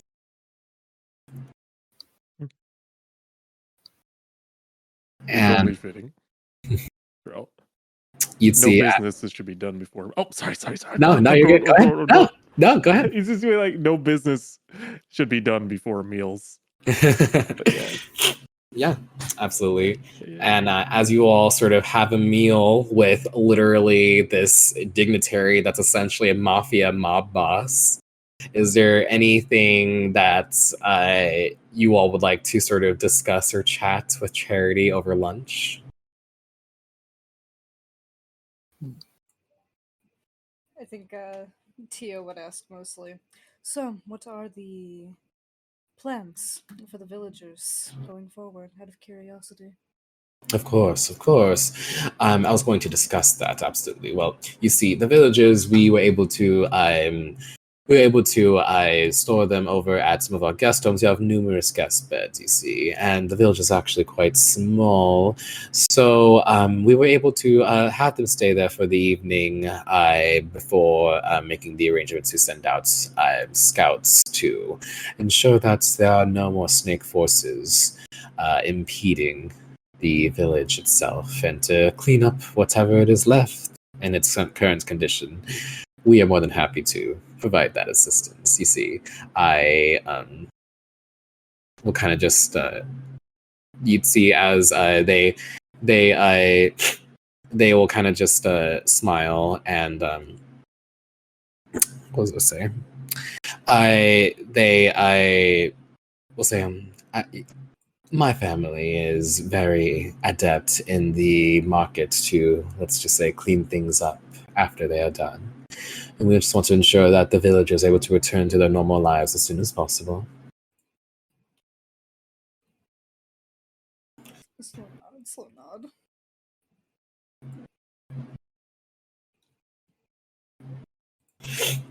And they'll also mention that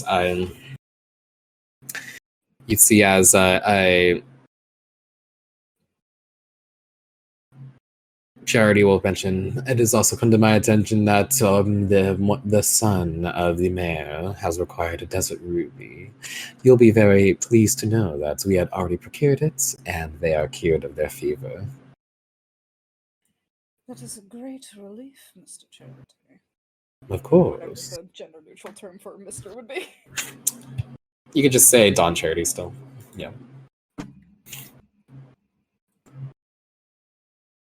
But I noticed that they were quite far along in their issue. I was worried for a time. yes, but don't worry, I have a soft spot for children, as you know. I think we share that, Lady Tanan. Indeed. But yes, tell me more about the Snake's agents that you were able to face so far. What were you able to learn from them? The snakes that we ended up facing off in the township. It was a couple of, I'm not even sure how to describe them, mutated jesters. I've seen their presence all throughout some areas here and there. Not exactly tasteful, to say the least. Definitely not. They managed to keep a good show of things for a time, some subterfuge involved. Honestly, I was quite shocked to even see that they were so colorful. They managed to keep themselves well hidden under robes. I'm not sure if it was some enchantment they were wearing on the robe or maybe something else, but their power wasn't exactly obvious until well after they were kind of suffused into the area for a while. I see. We've been aware of some suspicious activities in Dali for quite some time, but we didn't want to threaten the dangers of the villagers as well as the summoner and more. We'll kind of look over towards you, Perry, and Rianne will say, it has come to my attention that you were held in this village for quite some time. How are the two of you holding up? I think Perry is just kind of a little bit staring at this guy just because, I don't know, tiefling-ish person from Cheno, kind of staring. Yeah. Kind of, yeah, they're definitely a tieflingish person from Cheno. It's definitely interesting, to say the least. But they, I would say that, because I know why, but kind of just look towards you and says, I'm sorry, is something a bother to you? No, I just... No.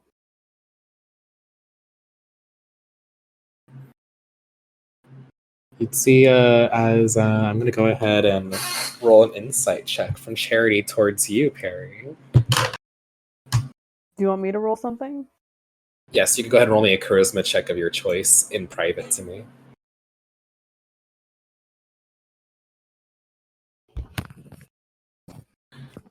Sussy baka things happening.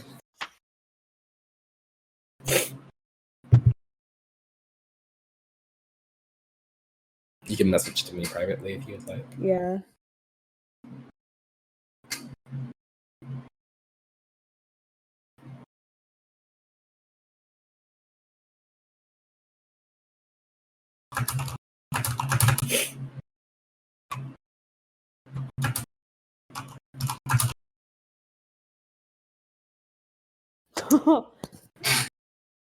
If there is a vibe that you feel like, if you want, you can also message to me privately as well. As Charity's kind of try and like suss you out, kind of like looking towards you, you can just message it to me. But with that, Rianne will kind of speak up in the midst of that, kind of try to like divert the attention away from you. Perry will just say, in Sylvan, since she had noticed that Charity had spoken to Sylvan earlier, and will just say, we were taken, and Perry was with me and was protecting me for a while, but then our friends here saved us. If you couldn't already tell, we're from the Fey March, and it might be safer for me to return at some point. But I believe that my friends here will be continuing on in this mission from this queendom, is what I've gathered so far. Kind of looking over towards Minty a bit, kind of try to like ensure that she's not saying anything incorrectly.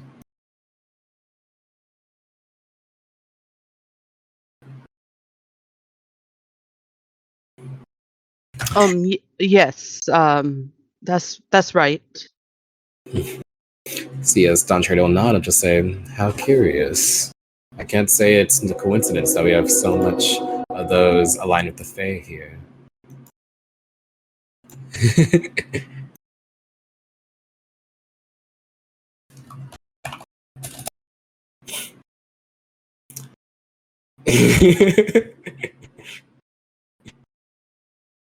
I responded, Megan. That is my response. With that, over the meal, I would say, as you kind of share some more information, anything else that you would like to discuss with Charity before we get to actual business with them?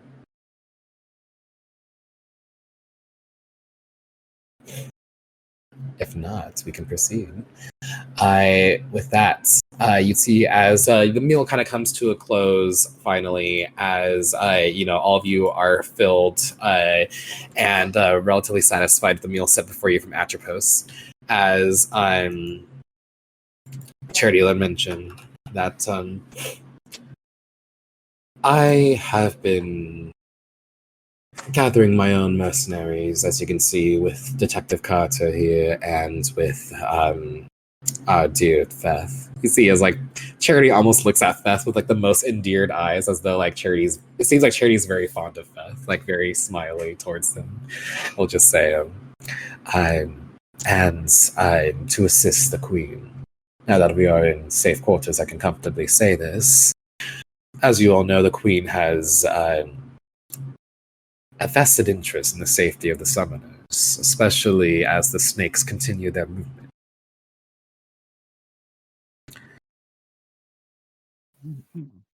According to your tasks here, you will to return to Alexandria, and I think that is certainly the wisest decision to do so. I will be sending the Queen my updates in my regards to how the villages of Dahlia are doing, as they are her people. And we are happy to assist in any way we can.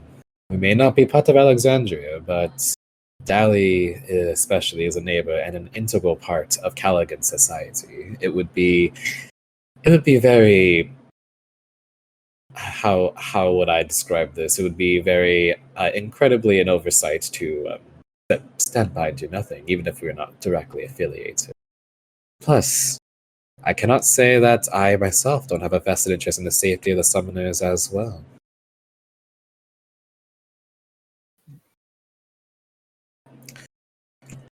Kind of like looks towards the rest of you and will say, regarding the constructs, we have our own artificer take a look at them, and we have sent one as well, just one, currently depowered, ensuring that it won't be awakened, over to Alexandria for Dr. Tot to examine.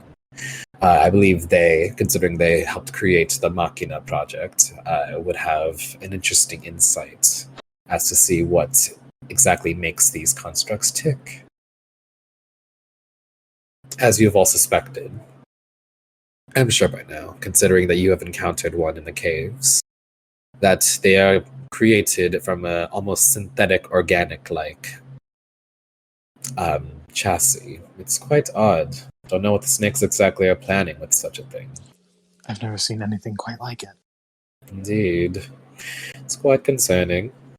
Concerning in the sense that it's technology that I myself might be familiar with. As you know, I and the Godwins, we have many, many connections all throughout Minfilia. And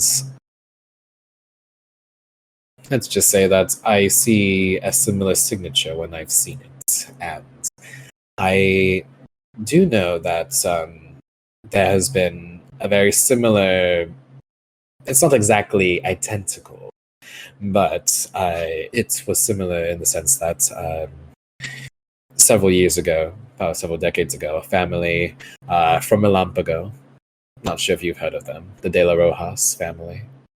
Upon that mention, I would say that probably unfortunate for our Fey folk and Feth, but anybody else can roll me a history check if you would like. So Taeyong, Roland, and our gay couple, if you would like to roll a history check.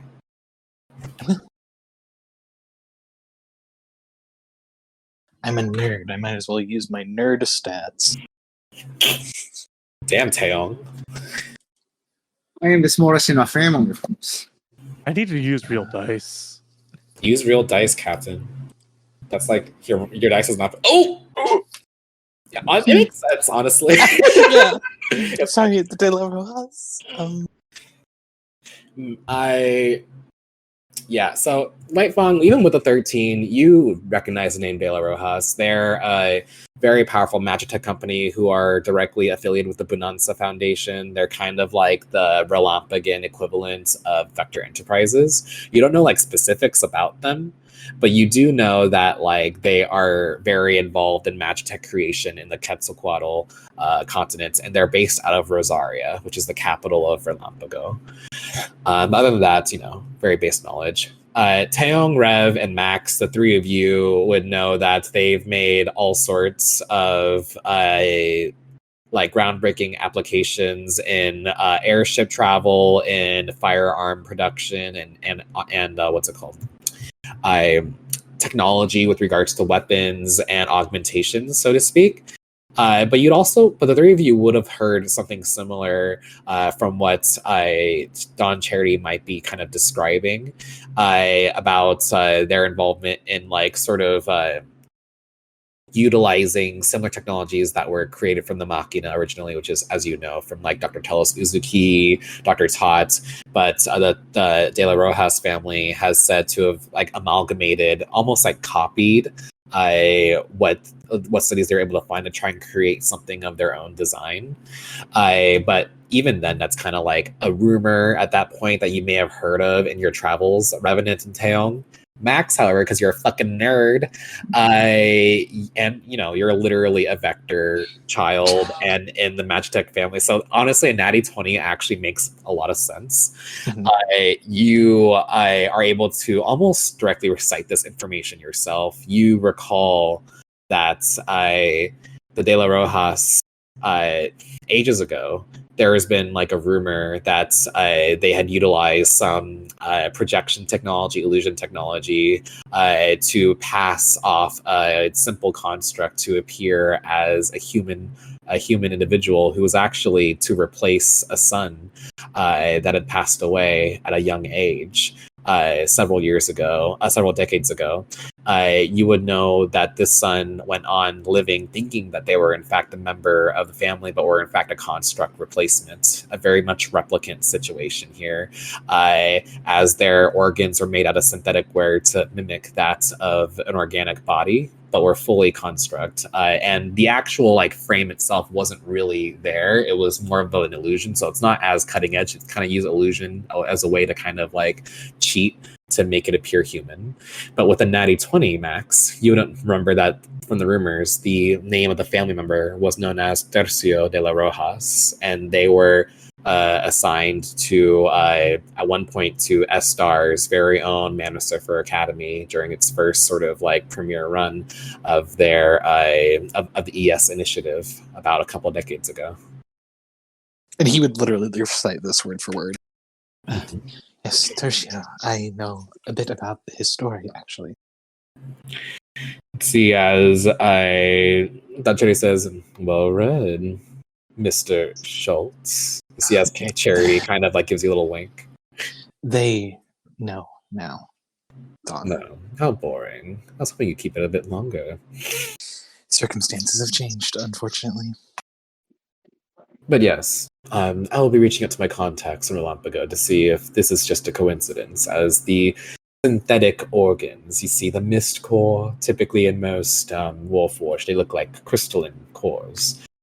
I would ask Atropos to present, but that would be very inappropriate of me to ask her to expose herself in such a public space without her consent. Atropos will just sort of nod and say, by all means, Don Charity, you would simply ask, and I am more than happy to assist. And you see as Don Charity says, you are a dear, but no, that will not be required. As you know, the constructs, I believe the term is MTs, Magitech Troopers. It seems you have one in your midst, kind of gestures over to Vivi. They are created in a way that they can grow and mimic human growth, as their mist core is a synthetic, anatomically correct heart made from synthetic material to mimic flesh organs. But what would the purpose be? I do not know. After all, it seems that the snakes are programming them with the intent to kill. Seems a bit odd to have everything set up for autonomy at the beginning and to mimic humanoid progression as closely as possible, only to turn them into mindless drones. I would have to agree. But unfortunately, I cannot answer that. But thankfully for you, we have access to these constructs, and we can ensure that whatever shipment of them has essentially been delayed. Unfortunately, however, considering our progress, they might already have many in production as of now, and this may not be their only workshop.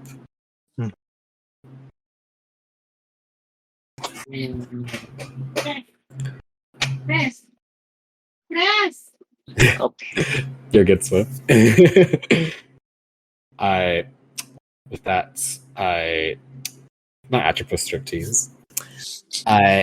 Any questions for Don Charity as you're currently talking with them right now?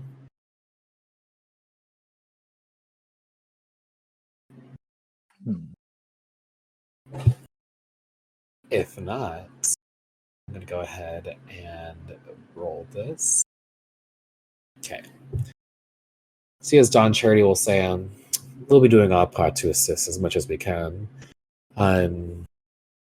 It is with heavy heart, however, that I will have to ask that I'm going to need to essentially retrieve my mercenaries, as I have a task for them elsewhere that will require their fine skills. You see, as like Detective Carter will kind of just nod, will say, "Is it safe for me to return to Trenno, Don Charity?" And Don will say, "But of course, I would not throw you into the fire and into the flames so superfluously. I've ensured that everything is copacetic. What say you, Feth?" Feth was just kind of like picking at some food and then realized he was being talked about. I was like, oh, me as well. Sure, if you have need of me, Don Cherry. I always have need of you, my dear. You are quite resourceful, and for what I have in mind for you, it'll assist in our investigations in Relampago for the time being. I'll assure you that we, and at this point, Don kind of looking towards you, Captain Whitefang, and the rest of you all as well, and he'll say, "I assure you that we are on the same side. I know I have quite a reputation, and to be honest, you should be wary of me. I am an incredibly shadowy individual with involvement in all sorts of shady business practices, and at the expense of many people, even in my very own city. The balance of the world and the elements is something that I personally have a commitment to protect."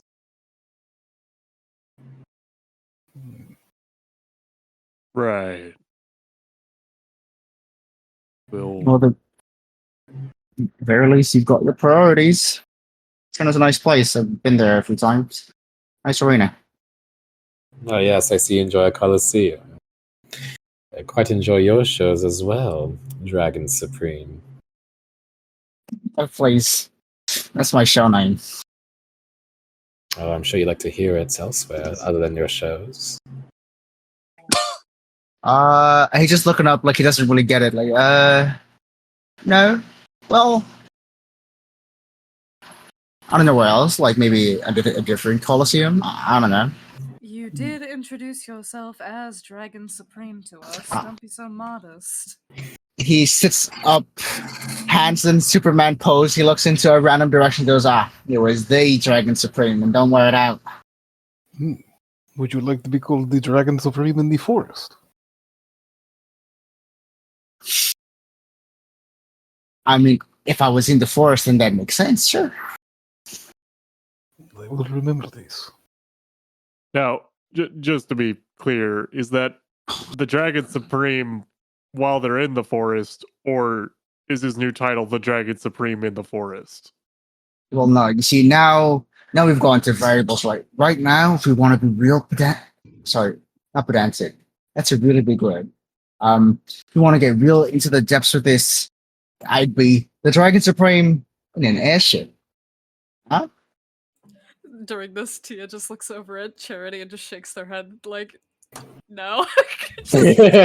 You'd see as Charity kind of snickers a bit and just say, no, it's part of his charm. Now, on to business. You will perhaps be hearing from me soon, one of my children. I will be continuing my tasks as head of my family while also seeing to this through. I wish you all the best. I would provide parting gifts. I'm such a generous person, but I'm sure that Alexandria has something nice and supple for you to provide you for aiding their nation and their people. And you'd see as Charity will then lean in and will say, this is a lovely meal, Atropos. Fantastic as always. It's a pleasure. Perhaps one day I'll return to Alexandria soon. But, I don't want to perhaps strike a heart attack in her citizens. After all, with a Godwin in Alexandria, what could it mean? And you see as they kind of just stand up and will then look to you all and will say, we'll be keeping in touch. I have means to communicate through Atropos directly as means of Arcus. I highly recommend that you all stock yourselves up in such communicative technology as you move forward. You're quite kind of gestures at you all. A large party. There's so many of you.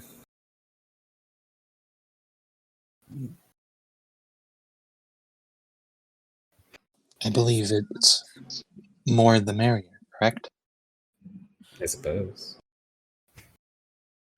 More to protect you in the times to come. No. If there are no further questions for me, I am a very busy individual. I did set enough time for you all, but there are things to be done and things to expedite. Dictator Carter, Feth, by all means, please grant your temporary companions a farewell. You're leaving?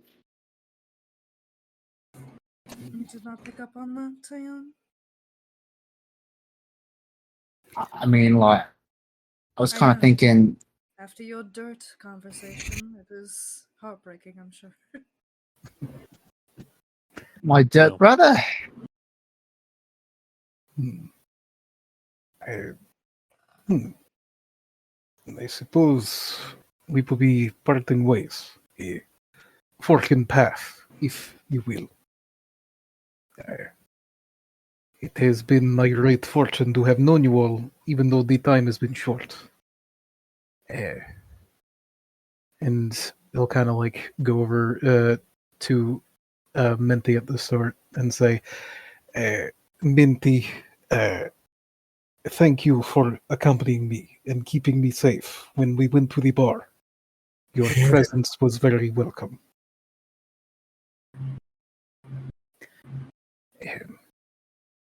It wasn't a problem. We're allies, and, perhaps Shiva spoke of fate, and perhaps the fork will in the road will rejoin us again in the future. That is very wise. Thank you for these words as well. And he'll give a nod and move to Che and say, the small one, you were a great help on this journey. Saved my life during that fight with the funny men who spoke strange. Of course, it's my duty as well to assist in the field. But it was a pleasure to work with you too, Feth. And pleasure to get to know you. You are certainly a very interesting individual. I have something for you. It reminded me of you, and he will reach into his pocket, and he'll just pull out like an acorn he got from the forest and say, I saw this, and it make me think of you, so I pick up. I would like you to have. Do not know what tree it is, but maybe one day when you have house, you can plant. Thank you, Feth. This is quite sentimental. I appreciate that. You are, as much as you hate to say, you are young and getting started. One day you will be like Big Oak, huh? One could hope I could be like the captain one day. Yes. And he'll look over to White Fang and say, Captain White Fang, it was a pleasure to work as your soldier. Is this correct saying? You're damn right. There's a tear in his eye. You'd be welcome anytime under my unit, but it was a pleasure meeting you, Fifth. I wish next time is under more peaceful circumstances. Yes, that is fair. It was quite hellish, this experience, but we all survive. Yeah. Yes. I leave you my favorite stick. You may keep this. It can be good weapon. Thank you. I shall use it to discipline Che thoroughly. This can work. I sometimes use it to bat away squirrel who does not leave alone. And he'll give a nod and then move over to Perry and say, I have not known you for long, individual, but you are very colorful and good to look at. I find this leaf. Leaf? And he'll pull out like this multicolored leaf. He'll say, I do not know what this is, but these remind me of you. I want you to have. Well, thank you. And thank you for being one of the people who saved me and Rian. Yes. Happy belated name day. Thank you. Are we quiet at the club right now? Fuck. He'll go over to Taeyong next and say, No. Taeyong, you and your small what is strange pointed child have been great fun to me. You are very wise and have imparted upon me a great boon that I will never be able to repay. Next time you enjoy dirt, think of me, yes? You know what, Faith? I was kind of hoping you wouldn't have to go, but all good things come to an end. I hope when you go out there and re-enter the world, I hope you find your dad. There's a lot of dirt out there, but... you know what I mean. Yes. I appreciate the sentiment. And thank you for making me immortal. And I'll walk over to Max next. Hello. Hello. Yeah, Max. I wanted to say thank you for the story you tell in the People Soup about the airships, the flying fish. Giving a nod.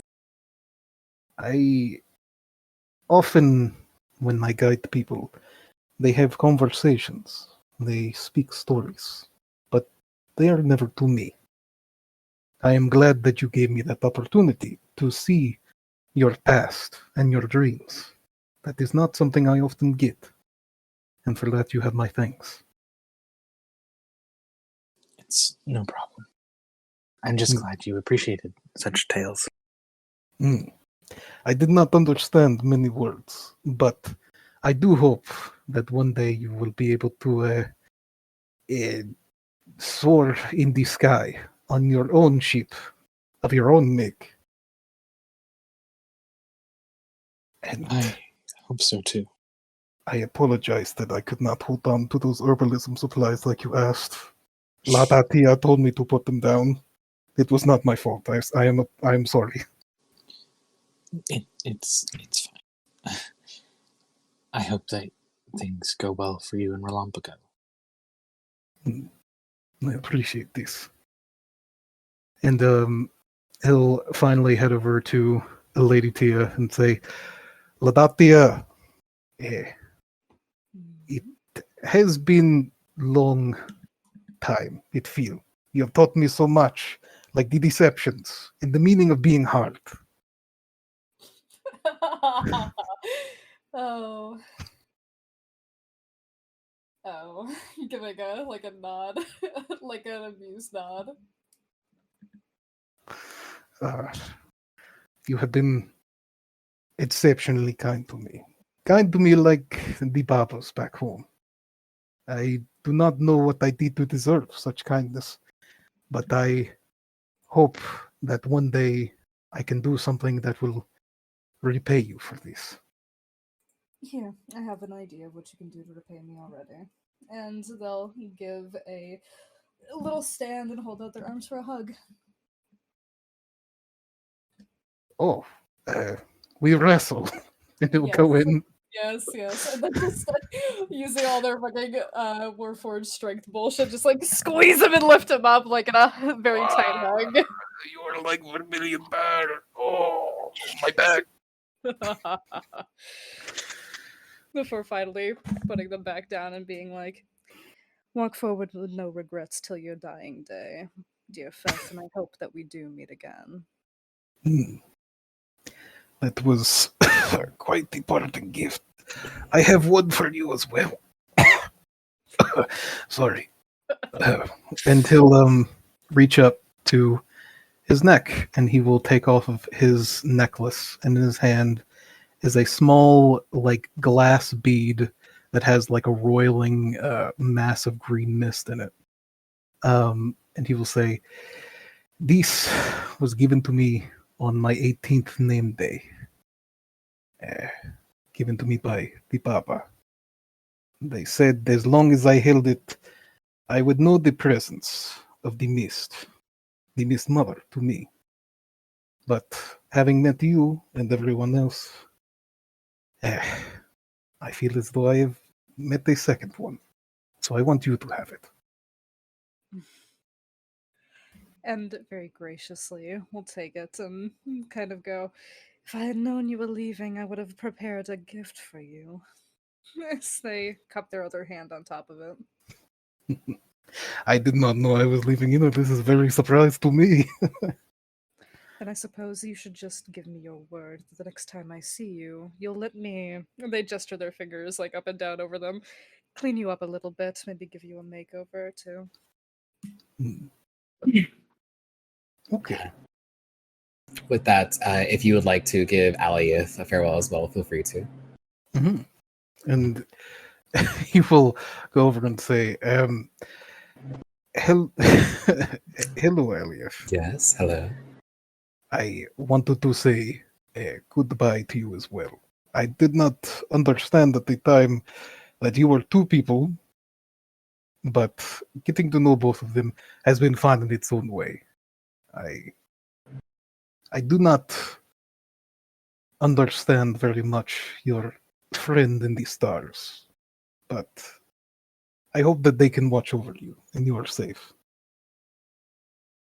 They kind of just look towards you with a smile and nod, and they'll just say, "Very sweet of you."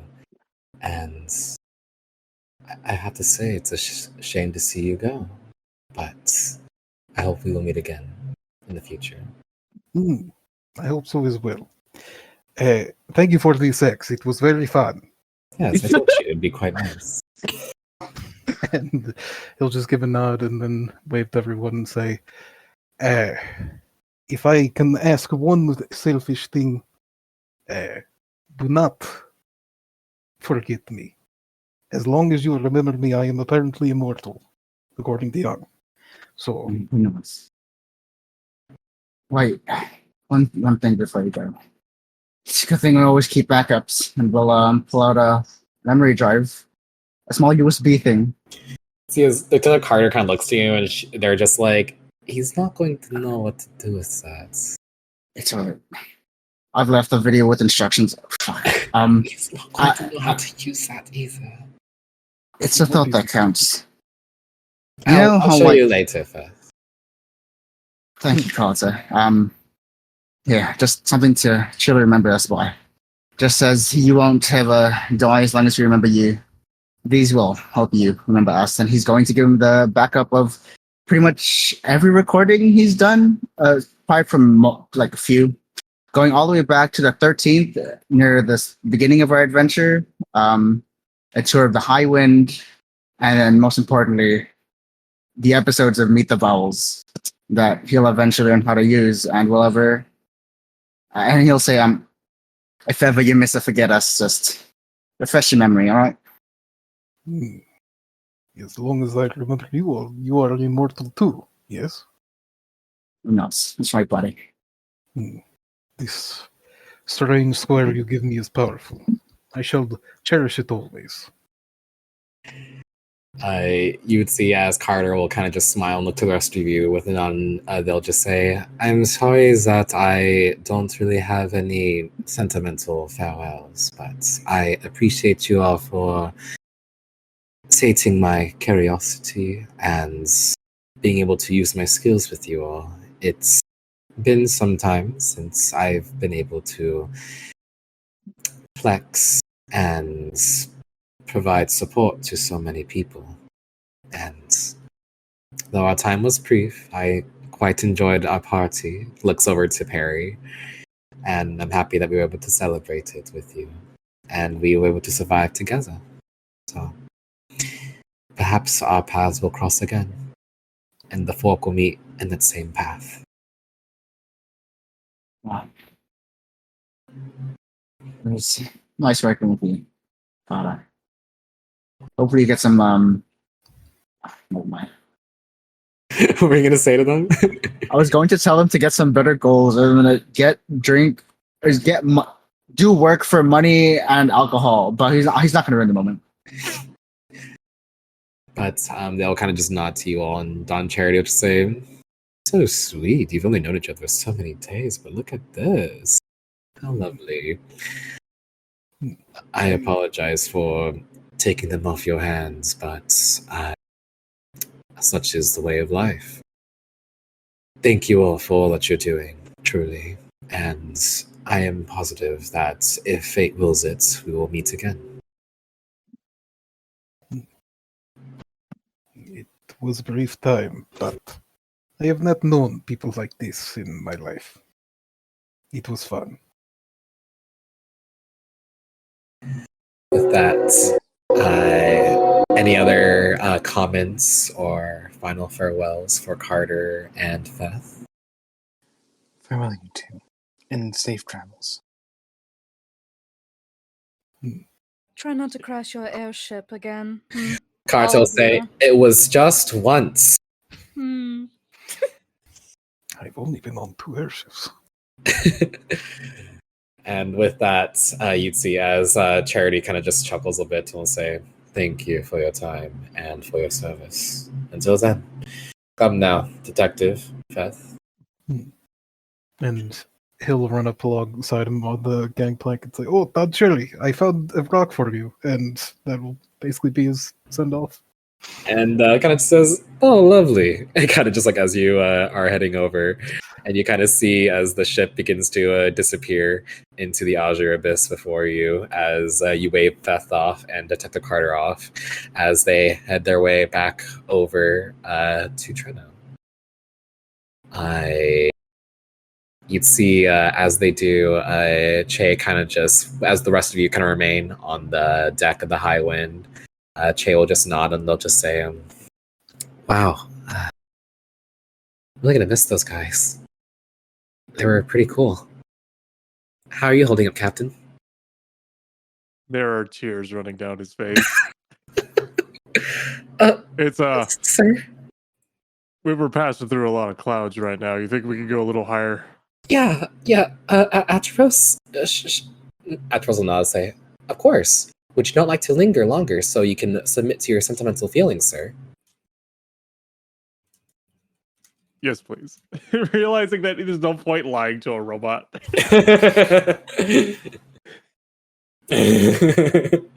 Oh, cute.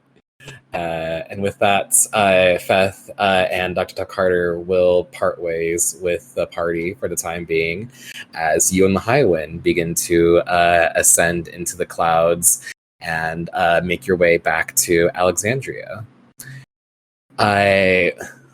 With that, as they make their exits, we'll go ahead and essentially do a little bit of a speed run fast travel back to Alexandria, as it's sort of like you've traveled here before. The path, the day still passed, so it is still a 5-day travel back to Alexandria. But at that point, if there's anything in particular that you, the party, would like to do, during your travel back.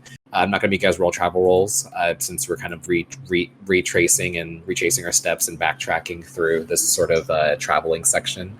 Is there anything that you as a party would like to do, especially coming off from that farewell from Feth? Megan, I did see you unmute. Is there something in particular? It's more of a solo thing. If there are any books on the ship, then Perry wants to read all of them. Absolutely, Perry. There is like a whole section here. I'm going to drag your token down there. Where are you? Oh yeah, sorry. Well, that's where Perry lives for the 5 days. Is where all the books. Gotta remove Carter and Feth. Oh my god. No. It's all right. They're just going out to find themselves in their debt. It's almost like I can still see Leo. You can still hear their voice.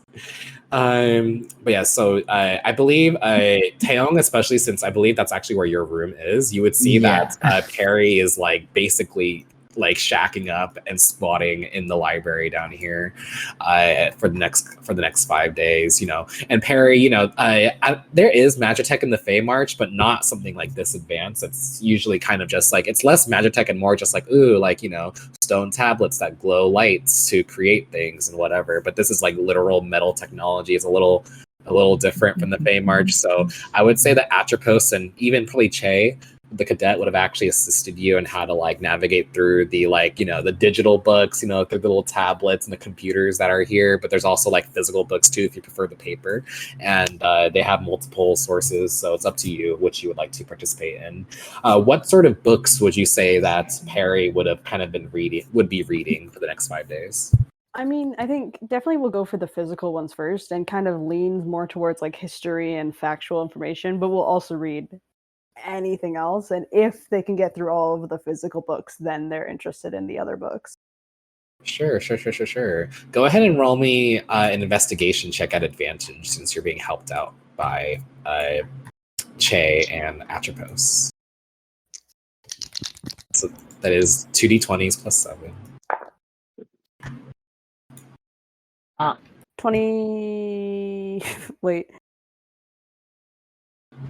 23. Okay, bitch, smart as fuck. With that, you would see you would see that there is a ton of books here, and you're kind of like learning sort of like a lot of the basics of Minfilia, the material plane in specific of Minfilia. You're learning about how like some of the cultures here. There's lots of books in Alexandria since that's your destination. You're learning a lot about that. You're looking through, you're getting a lot of good historical context, and you're almost doing some catch up. Would you say that, Perry, even from the Fey March, that you've always been kind of interested in like cultures in the material plane, even though you've never been here before? That's literally in the backstory, so yes. Okay, cool. So it's sort of like interesting because you're kind of confirming the knowledge you were able to procure in the Fey March with actual stuff here in the material plane, and you feel very comforted knowing that, wow, like it's like, you know, you already have some context for a lot of this stuff, and now you're kind of seeing it from the point of view of like the people here, which is very interesting to you, since the attitudes of the Fey March and the people in the material plane are a lot different. Fey March is definitely much more bombastic, more colorful, more dramatic, more dramatized, but you're getting much more sort of like strict factual information here now, and it's very refreshing, to say the least, to actually get something and feeling like you're learning and immersing yourself in the cultures here. You feel very what's the word? You feel very nourished by the knowledge that you're procuring for the next 5 days. It's pretty great. I'm gonna say, for the sake of it, you actually get a little bit of a bonus that I'll message you. Ooh. And Perry also spends at least an hour a day crying because of this, like because the sad things tied into it as well. Yes, of course. Oh, my headphones fell out. Oh no. Sorry about that. Yeah, You're good. reading and sobbing and reading and sobbing. You would know? definitely hear the sobbing from time to time, Yeah. because it's literally your room there. But yeah, with that, anything anyone else in specific that y'all would like to do over the next 5 days on the ship?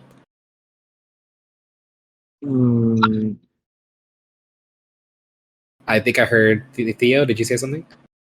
Yeah, and Swift said something. Okay, No, I was just thinking, go on. go ahead, Theo. Max. Hmm? During this time, Mincy would have come up to Max, just sort of like awkwardly starting the conversation, like, back in Dali, I didn't mean to accuse you of anything. I'm just used to a culture where things aren't always what they seem. I can wholeheartedly understand, and I come from a similar background. Never knowing who's just using you for your name, for the things you can provide. I understand. It is very suspicious, but I would like to apologize for being rude. I don't. No, I generally keep myself very closed off for fear of people only generally liking me for not my accomplishments, but the connections I can have. I see. I understand a bit. I have connections back home. They don't mean anything here, so. But I can sympathize a bit. But actually, I did have a question. Did you remember anything about being in that red little crystal that one of those creepy jesters had? No, I believe I was unconscious at the time. I didn't even know I was placed in one of those things until you all said something about it. Well, it didn't seem to kill you. So I found the shards of it left over, and I was thinking that well, I don't know anything about Magitech. You see things in the Fey March, you know, you make the stone glow, and that's the equivalent of technology there. It is big culture shock. But you know, if this stores a person, I was thinking that perhaps if you or Atropos might be able to examine it, Taeyong might be able to put better use to this shard. With Vivi, it might be a safer place than the bag of holding. Potentially. I will look into it and see if it is fully safe for Vivi. But I appreciate it. Not to stereotype you as the Magitech person or anything, but you seem to be the one that knows the most around here. That is a stereotype I can quite enjoy. All right then. But again, and also I am sorry about Lady Tia to or Revenant Ghost. They go by many names. Putting them into the vines. I sometimes pick up on what people here call vibes, and they seemed to not be themselves for a moment, and Feth was nearby. Giving a nod. I understand and I welcome a skeptic's point of view. If you are just in an echo chamber of your own beliefs, nothing innovates. Yes, because unfortunately, the sort of work that those jesters did, it seemed like a sort of glitch. It almost seemed like the sort of magic that Fae use sometimes to control people. So I figured I would rather maybe get Lady Tia a bit mad than allow them to perhaps hurt an ally. Yes, my Tia is quite a force to be reckoned with. And they will fight dearly for their companions and their friends, even at my own anxiety. They're a lot braver than I am, that's for sure. And I know all of this is just going to get more dangerous. And I don't think we have time to be fighting amongst ourselves or doubting each other. Yes, I believe that what we've gotten ourselves caught up in with what the Lady Shiva said about the threads of fate, whatever we've gotten ourselves into transcends whatever nation's borders that exist here on the material plane, or transcends planes, clearly, if we've got a summoner from the Fey March. 2 summoners. That's not only luck, but it's like as if lightning struck twice. Well, at least there are more than 2 of us, as Lady Shiva said, as modern warriors of light. What a noble title indeed.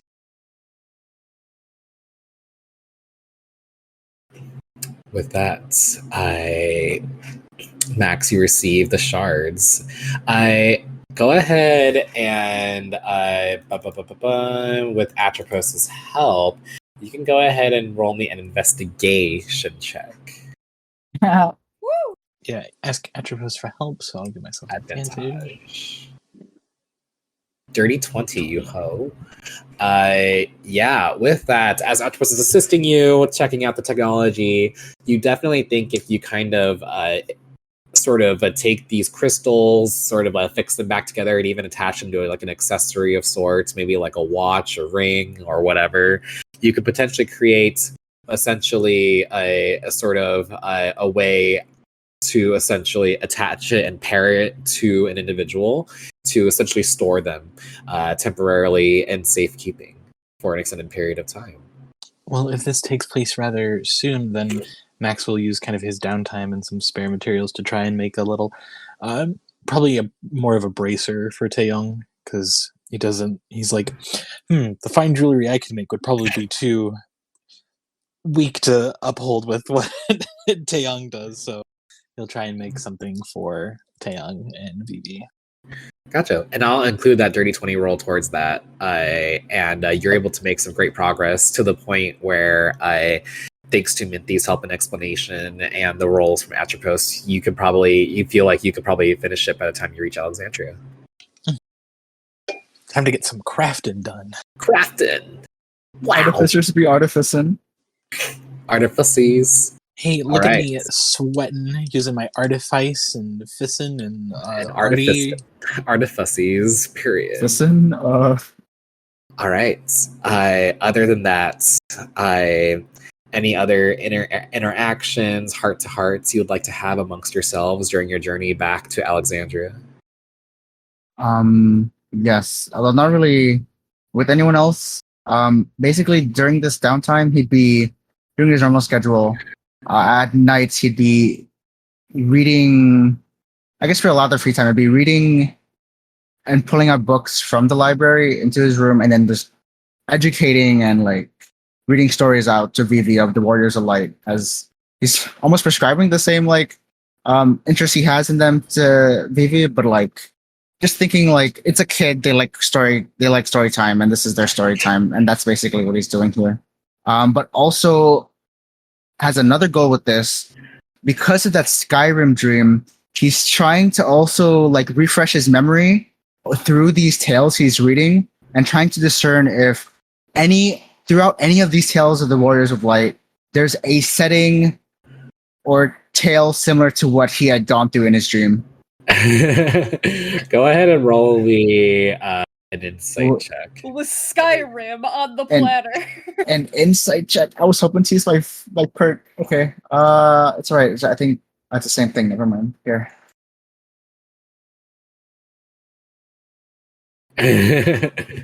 Correct. With that, I would say that you're unsure, really. It's kind of hard to tell, Taeyong. It's very much like you don't think exactly it's like that sort of history. You think you're kind of searching in the wrong place from the dream you had. Like, it's not the Warrior of Light history. It's another history altogether. How recently, or how long would it take for him to realize this? Pretty quickly. Would he be able to then like pull out generic history stuff to also teach? Is like this is story time, but also welcome to Taeyong School. Yeah, sure. You can totally do that. Okay, then would I be able to pull up anything on that setting? Does Skyrim exist in Minfilia? No. Well, how? Sorry, ahead. go on. There you go. Would he be able to pull anything that like rings true to like this setting that he went through? Like anything on like this like Dragonborn that he's just like riding with? If there is some sort of like historical event related to like traveling somewhere. Yeah, Like you're go talking ahead about a war. and go ahead and roll me a history check advantage. Sure. I don't know why I'm not proficient. Dang. Damn, but you nerded out with a 15, Taeyong. You find that the closest you can kind of amalgamate the dream that you had was maybe during like the War of the Dragons, when like the many sort of soldiers that were involved in the war were sort of like located and found, especially because they were kind of acting under duress due to the tyrant emperor at the time. And that seems to be more kind of what the similar to the experiences you kind of like witnessed in your dream, or your fever cactuar dream. It's very much like some bombastic amalgamation that was very exaggerated, but you seem to find more like similarities with that, as they were kind of captured and rounded up to sort of face their war crimes, essentially. So that seems to be kind of the vibe. So the dream was from the perspective of someone who participated in the Dragon War, or the Yes. Dragon, sorry, but like on whose side? Hermesia. Hermesians? Yes. That's weird. He just got drunk. What the fuck happened? Don't worry about it. Okay, well these dreams coming to him are very important because he's a big warrior of light fanatic, so he understands how visions can work. But yeah, pretty much just history, story time, and whatever he gleaned from that. That's it. He's gonna have to talk to the captain soon. Cool. You know And- what? Yes. I'm gonna go beat up Taeyong. That's what Tia does. Tia goes to beat you up. So, I more so specifically, probably during the days, if you're spending your nights doing that, Tia would like, come visit Taeyong wherever you'd be during the day. oh, nice meeting you here. Oh, you're here again? Just like coincidental, but like he doesn't realize it's just intentional. Taeyong, and like holding a hand out and being like, "Have you been training out of curiosity?" Well, of course, I train every day I was here. I tried to train earlier today, but not earlier a few days, but then we had to take a shower or something. The bath, basically. Right. And then it kind of like looking them up and down and being like, out of curiosity, you seem to have recognized at least part of my legend, as that would be. Kind of Well, of tilting course. their head. Well, of course, I'm kind of like knee-deep into that myself. When I had fought through, I had like legends, tales, signs of like, the one and only. Looks left, looks right. Is it clear? It's clear. Nightshade? I mean, you were absolutely savage of a fighter. This is true. And they kind of look down at their current body and look back up and go, and truth be told, maybe I'm a little out of practice, but would you like to spar with somebody like me? Well, why wouldn't I? It's good to train up with the new bloods, right? But it's alright. Don't feel too bad when you lose. It was only expected against the Dragon Supreme, and he gets into stance. And they like looking around like they're in the hallway and they go, how about the training ring? Just The Encephalon. step along. He rolls his eyes and says, okay, fine. A fight is supposed to be adaptable, you know? Just like gesturing them along. As you head over to the Encephalon, go ahead and just roll me athletics checks opposing each other. Sure. Sure. How the hell did we get that? Vieira's Yeah. first? Get what? Sorry. Bam. Like, when the hell did we get it in Cephalon? It's the It's at the very training- bottom here. Yeah. Yeah. Did you forget about it? It's like the little training. All the way out. Taeyang went there to do his like Oh. sparring training things. It's in like the bottom. virtual reality training thing. Oh no, there's Ah. both. I can't just drag down. Yeah, I don't remember this in the fucking. Let's see. the tour. Yeah, it's basically a virtual reality training simulation room. I believe with my. Let me go ahead. And, You know you what? guys, It's in character for the captain not to remember that shit. There you go. Taeyang had gone to it from 13 to 15. Fuck, it's an advantage. I don't have advantage.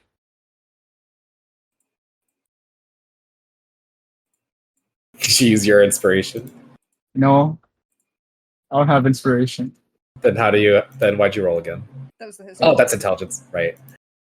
Awesome. So with that, actually, despite that, you would see as Taeyong, you actually put up a pretty good fight towards Tia as you guys train down there in the Encephalon, and you're able to combat each other. You know, Tia of course puts on a great fight, but you are a bit rusty, and Taeyong's definitely much more. Kept up with the more modern techniques, and Tia, for the first time in a long time, you feel overpowered. It's quite interesting. Probably during the course of the fight, Taeyong could probably recognize that Tia, like the legends as far as it goes, they are an extremely brutal attacker, but that's kind of also their downfall, is like it's that dead charge of like, I'm gonna keep coming at you, and that probably lets them slip up a lot, especially now that they're not used to whatever this is. And as they kind of get probably thrown down eventually, they go, all right, and they like clap the floor a little bit as they put their head back in defeat. And he'll let go. Bloody hell. You just like legends say. Almost got me that time. I definitely see why you've claimed such a title. As they force themselves up and go. It's probably also a downfall of, well, they kind of just like look over themselves for a minute. The hydraulic presses in my arms are definitely good for hanging on to things, but it kind of loses the ability for fine motor movements.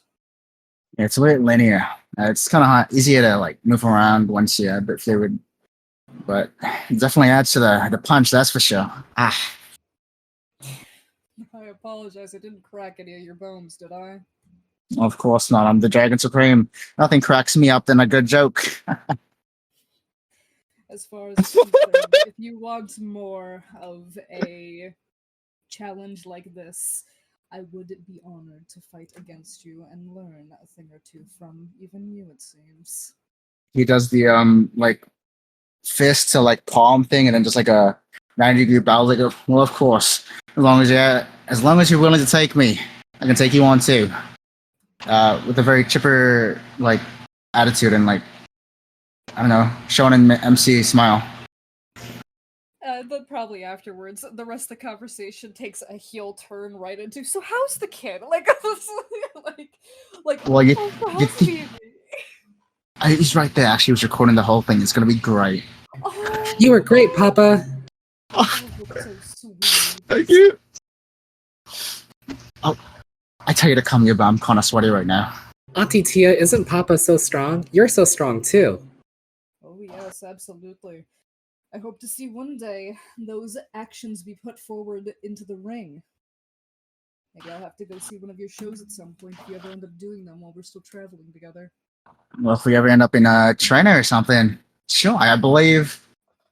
Correct me if I'm wrong. There's just something coming up soon, right? There is the Festival of the Hunt in Lindblom. That is the big monster hunting festival. That's sort of like every year, every like sweeper, adventurer, and like martial artists all throughout love to participate. It's sort of like a public event that you can like sign up for, and like it's like broadcasted all throughout the world, and like you would know that like people kind of like root for the contestants and even like send benefits, and it's like a whole thing. Like if you sign up and you're allowed in, it's like highly publicized. Think of it as kind of like a mixture of like the Hunger Games, but it's hunting monsters that are unleashed throughout Lindblom districts rather than like fighting each other. I'm pretty sure that's Treno. That's the Antlion thing, right? That's in Lindblom, but the Antlion's Den is just like a coliseum in Treno.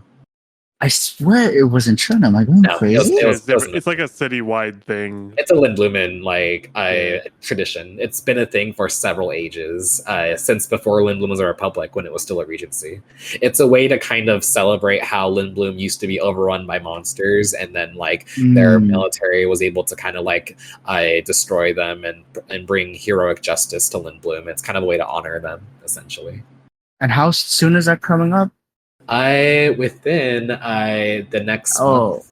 Oh yeah, it's at the very end of March. Yep, very end of March. Alright. Well, might see me there too. Planning to get up in there, finish that shit solo, because apparently no one's done it before. Tell me. Yeah, usually people participate in like teams, and it's very rarely anybody's able to participate by themselves to do it. Last time someone almost did it. Well, really, I don't count it. He's kind of a hack. But he's supposedly the reigning champion, right? The wizard? Yep, you're thinking of Gilbert the Gambler. Mm-hmm. Who knows? Maybe it'll be time to overthrow a champion then. Oh, for sure. I'd love to have all you watch. You too, Vivi. Vivi says, I'll always cheer you on, Papa. Heart like boom out. He's collapsed on the ground. And by the way, I was gonna say this earlier, but I forgot to mention, but Atropos would have actually constructed a little mini desk in your room for Vivi to sit in during your little lessons. Oh, it's really at school. Like one of those little preschool desks. Yeah, and then albeit we can just like chill the rest of the time and then gush about how awesome my kid is and children in general. Oh, you have kids Yeah. too? Oh, they're cute. You got any pictures? Oh, they're so cute. Tia would literally be oh yeah, I they say had 3 kids. Oh, an insight. Do you mean had as in like you had them but they're gone, passed away now, or had them as in like you had them once upon a time and they still exist, but like that was an event? Or alternatively, third, you had them and they're no longer with you because you're out here instead of with them. Are you asking that straight out, or are you trying to insight check that? Just gonna insight check that. It's like you just ask someone Go about ahead, that. insight check, and Pyro, you can make me a private charisma check of your choice. Watch this. You should stop saying "watch this" every time you say that. It's always a roll below 10. I'm making that Taeyong's catchphrase. God, the NADPOD special. Oh my god! Hilariously enough, No way. I'm. Go ahead, Pyro. Describe. You know the result. So.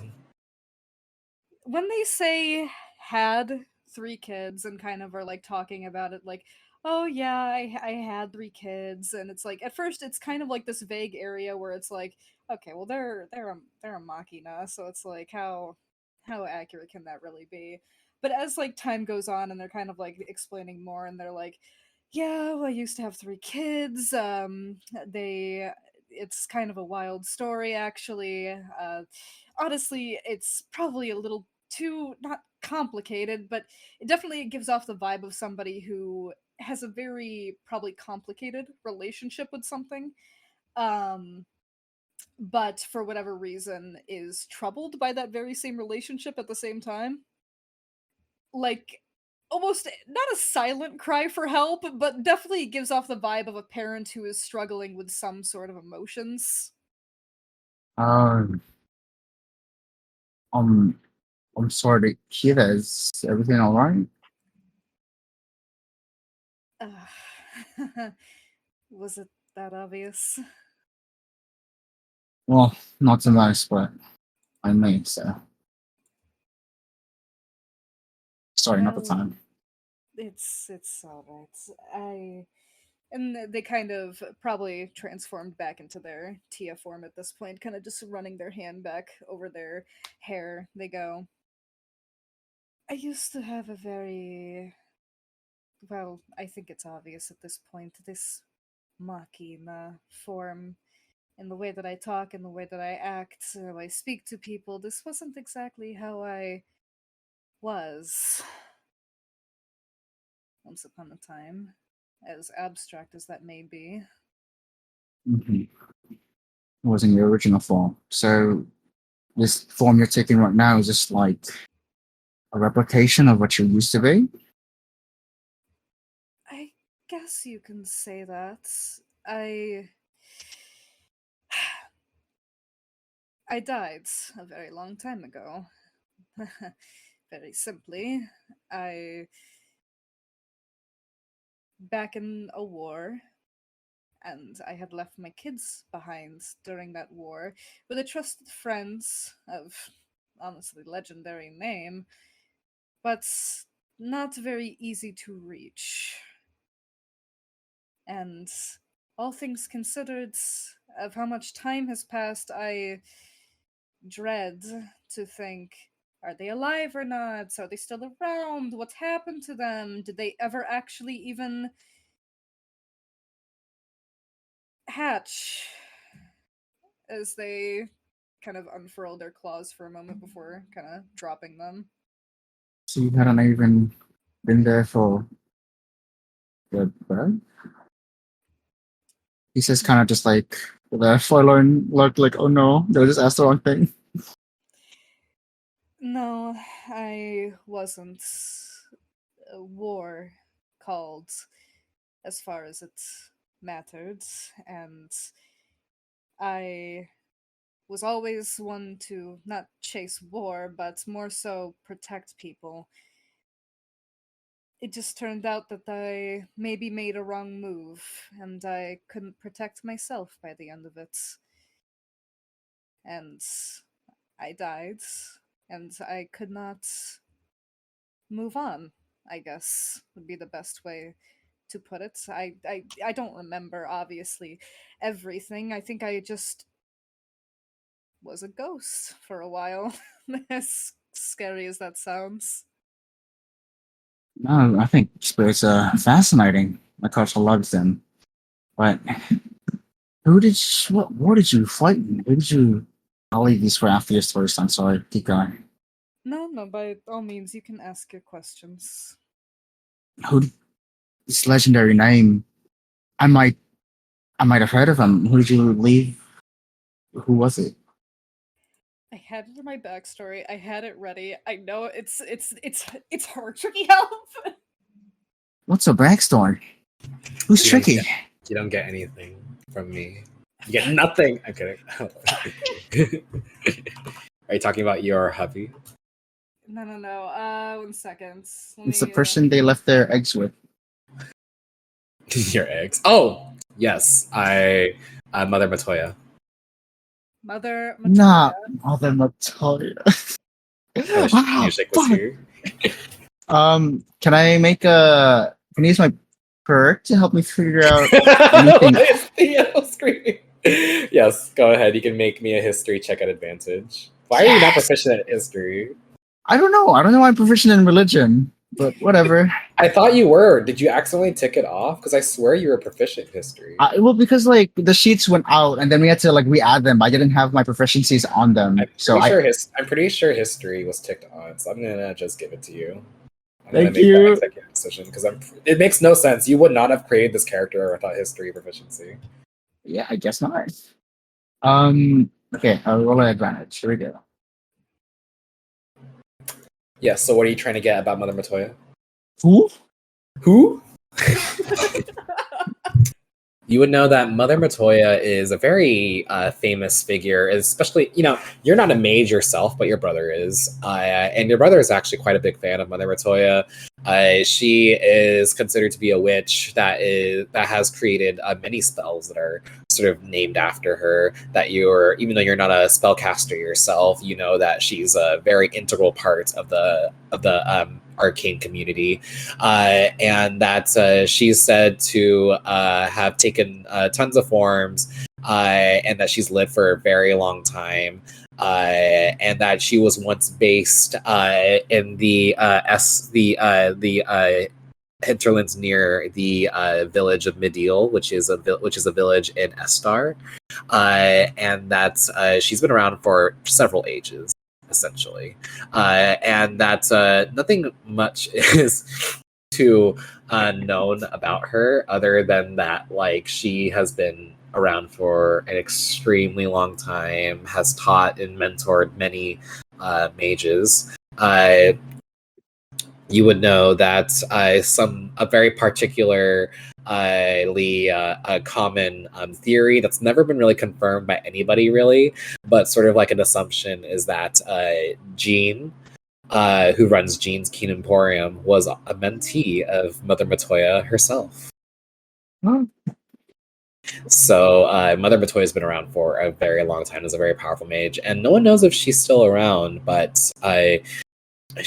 like, those who do know about her, like, she's kind of a living legend, kind of creepy, a bit disturbing, but also very sweet and nice. Definitely a hag of sorts, but one that does not usually deal in mischief, one that deals in arcane trades and alchemy. Mother Matoya. And then you go. You left your children with the Mother Matoya? Over my life, I was a very seasoned adventurer, I suppose you can say. Kind of like unfurling their hands in that like modest shrug kind of thing. Well, apparently you're just cohorting with legends like the Mother Matoya, and you're fighting in a war? Which one? Well,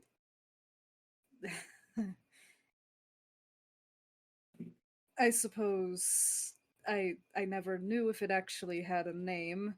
I didn't learn to live the history.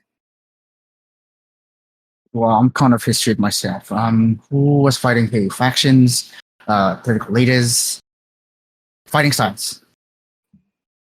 The summoners all getting murdered. Is there a name to this war? It's not exactly a name of a war, so to speak, but the summoner is getting murdered. You could only know that to be the summoner purge of the Primal Age. That only makes sense to be the summoner purge of the Primal Age. Approximately how many years ago was that? I think that's about a little over 1,200 years ago. Wow. That was over. I lied because I'm forgetting when the edge of the Primal Age was. Let me see. When the end of the Primal Age. But it's basically about, I lied. It's a bit more. 3,000. It's over. How much is 1,000 years? What's the word for that? Like centuries, decades, Millennium. millennia. I was about to say that's at least 10 decades. It's at least like 3 millennia ago. a couple millennia. Yes. Have you heard news on Matoya? No, I guess not. My awakening in the modern age is very short. I have been traveling with Maxie for 10 years, 5 probably more so. But I've been around for maybe 10 before that. Just kind of grappling with what's this. They say, kind of like gesturing down at their body. This prototype that I guess was supposed to pull in more from ambient mist is supposed to do. I have to be honest, the name Revenant is maybe a little edgy, but not for no reason. I am only here by the good graces of what I assume is my god Odin, and I'm sure to probably leave this world when whatever task he sends me for is done. Does that mean you're all a C too?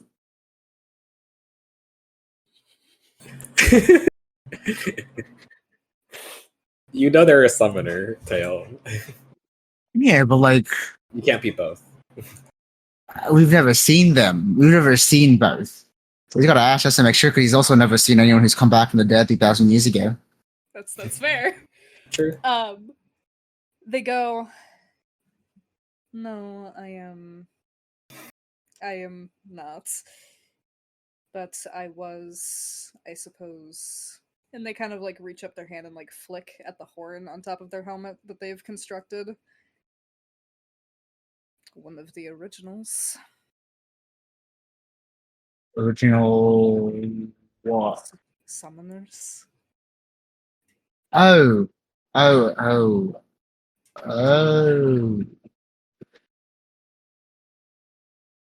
Wow, that was. I mean, it'd make sense if you were there for the purge and the like, but Most of my history was just, well, adventures and dating a dragon and it's just side note stuff. It's whatever. But I would give anything if I could have protected more of my kin to guide them into the shadows and hiding. That is what I did. That was my job. And it seems I must have succeeded in some way to see some in their bloodlines alive still. Of course, I did not work alone by any means, but I definitely was not approved by my homeland for choosing this option. But if we had just done what they wanted, I'm sure they would have all been dead. yeah, certainly. Just like the original Warriors of Light, Osiris said no. I was given a vision by the Tide Mother, and I'm gonna go figure it out. So that's what they did. I always have to listen to whoever's in charge to tell you what to do. What the right thing is, and that's what you gotta do. It looks So, like you I did bear what you my wanted. scars to you. They just like pat you on top of the head. Hmm. I'm not You too say beat s- up about it. I had lived a very accomplished life, but I mourn for whatever life my children had to live, if they even do live. you call them scars, but there's this really negative connotation to scars, like vintage shit, like you're rough and tough, and someone you can't trust. But really, scars are nothing more than books, stories. And I'm glad you could tell me some of yours. I hope you get to hear news on either Matoya or your children again. I do as well. And just in case, you are a well traveled individual, yes? Yes, traveled through all of Caligo and Jun Junbi. I Junbi? have to admit they are not the only individual I am looking for. And I was mostly curious. I can show their face, and they just kind of run their hand up to their visor to use their little mimicry ability to transform into somebody else, which I'll just put in the voice chat thing, because I doubt Tricky has this at the ready. If you've ever seen this face in passing, Hmm. Looks to be. Do I? I don't think I know this guy. No, you don't. No, I don't know this guy. Sorry. they just wave their hand like they expected that much before they bring the visor back down and all the disguise stuff unclicks and goes. My husband. My first one. Ah, I'm actually. Are you looking for him on good terms or? Yes, he was a dragon, but a wingless one. He had to use magic and his intellect to outsmart his foes, illusions and trickery and enchantment and what have you. The last time I saw him was when I was dying on the battlefield. I don't know if he got captured. I don't know if he escaped. I just don't know. I'm only out here looking for your whole family. Is Max? Unfortunately, No. Max is aware of my journey, and Andro took many mates, so it's not like he would be opposed. As they give like a shrug. Well, as long as it's clear with both of you, you know what you want, I guess. But Thank you. of course. And Taeyong, if you as well are ever looking for anything, do let me know. Well, looking for a good fight and a nice sparring partner, but I guess I've expended days for the day. See you tomorrow. Breaking my heart. Like placing a hand over their chest as they get up and do a good like pat on the back, good one on you, and they'll head on off. What an interesting one. All right. With that, is there anyone else in particular during the next 5 days that you would like to do during your downtime of travel? Yeah, it's 5 days of travel back to Alexandria from Dowling. If not, I would say during the time of traveling back from Dali, that Brienne in particular would have very much enjoyed like the airship travel. You would have many of you would have found her at the deck of the ship as long as she could. Definitely to try and like kind of like see the skies as the ship travels through, very curious, and is just kind of like probably asking like Minty if you're around like lots of questions about like, oh, like how is the ship moving? Like, is it magic? Like, she's just so like bubbly and very energetic about this, and I very very curious. I'm probably asking you a ton of questions because you've been here for like a year now, right, Minty? So like, she's just like, oh my goodness, like tell me all about what you know from like the material plane, like all your travels. I want to know everything. Like, trying to catch up, like having a proper time to really catch up with you over the next few days. If there's anything, you don't have to actually like talk through any like summaries or anything. You can just like, if you'd like to, you can explain anything you would like, Theo, if there's anything particular you want to talk with Rianne about. Yeah, I would probably gossip about Alexandria. Yeah. You'd see as she's just like, you did what? Oh my goodness, Minty. But also, like, probably when she's getting too close to the edge, just trying to gently lead her away. She's just like, oh, come on, I'll be fine. I mean, like, the ship will make me fly too, right? That's how it works, right? And it's just a deadpan. No, that's not how it works. Are you sure? Yes. Okay. But if I fell over, you catch me, right? I would try. Okay, I won't try then. Kind of like pouts.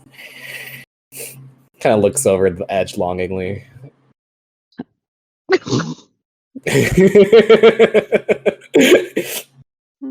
I just think it's cool. This is really cool. Wow. Material plane is so interesting. There's so much to learn.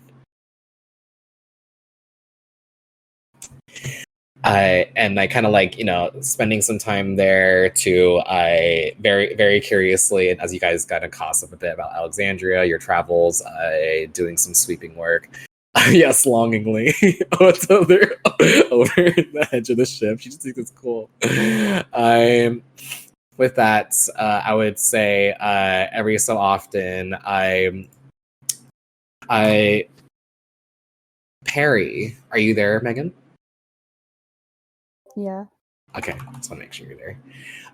As you're kind of like, spending a lot of time here in the library, I think Rianne would also check in on you from time to time to kind of see how you're doing. Poking in, just being like, hey, I brought some snacks from the metal person. They're very tasty. Do you want some? Sure, yeah. Are you okay? Is everything all right? What's up, Perry? Personal information. Got it. But I'd love some snacks. Will not pry, but I have snacks. And if you're feeling like you need a good cry, you can always get some Fae Fun on. Maybe sneak into that bar of theirs. Tempting. I don't think they'll mind. We're like guests, right? Yeah. We could go do that. Looks like you could get a break from all this. I do love this. Like, just to clarify, I might be a little bit puffy, but I do love this. Kind of just nods. And it's just like, of course. But if you need to talk, I'm here. And these people are really nice. Just want to make sure you're doing okay too. Yeah, thank you. All right, great. Let's get drunk. Kind of just like grabs you and it'll like pull you to the bar at some point. So every so often around the ship, y'all will find the Fae full kind of like taking full advantage, and if Atropos notices, she'll actually assist you, kind of like showing you like drink responsibly. Here, you can try these as well. Kind of like creating them for you on the ship as well. But yeah. I guess with all this happening, and Max, you're working on the little project because you're a nerd. Captain Weitfang, what are you up to these next 5 days? Oh, he's been missing his pump for a while, so just jury rigging some weights because probably stuck a bar between some furniture or something on the deck. I was like, missing his what? Oh, his pump. Okay. You'd see as I definitely like Che will just, every so often kind of like reach out to me like, sir, do you need some help spotting or anything like that? No, I'm 599. 600. Like it's just like almost chucks one of the weights overboard. It's like, ooh. Careful. Can we? Can I catch it with my arm and Shay just like it touches my bicep? Yeah, sure, absolutely. And they're just like, oh, wow, you're certainly working very hard, sir. Yeah, no, I fucking it's just like clanging of metal. Gotta make sure. Just yep, I'm hard. I mean, I'm working hard. Yeah, I can see that. I'm here to assist you. You can see how it turns around. Yeah, I mean, like turns towards the deck. Yes. Do you need any other assistance, sir? Can you give me a towel? Yes, absolutely, sir. Kind of like looks at it. Come on, buddy. We promised. And I will then grab you the towel, and then we'll just say, "All right, anything else, sir?" No, that'll be quite all right. All right. But keep an ear out if our guests need anything. Yeah, everything seems to be going well, sir. I think everything has been running very positively well. Atropos has been an absolute godsend to have. I will kind of just say it's been very nice around here. Yeah. Hey, actually, before you go, Yes, sir. Cadet, Yes. have we met anybody wreathed in fire? No, That I just forgot about? I don't think so. Incite that bitch. Who said that? Sorry, that was me. You can insight if you want. It's in my own cohort? What is this? They're part of my stat block.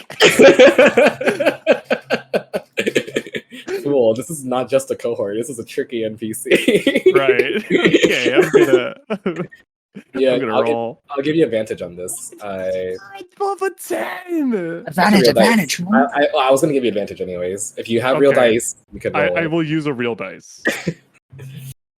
A real dice. Not 20, baby. It's not better. It's not better. No. Okay, I'll go ahead and roll for Shay. Can we get another 7? Let me check what's their charisma stat. Okay. You know, you're kind of like, it's hard for you to read anyone right now, Captain, since you're kind of in a bit of a interesting situation right now.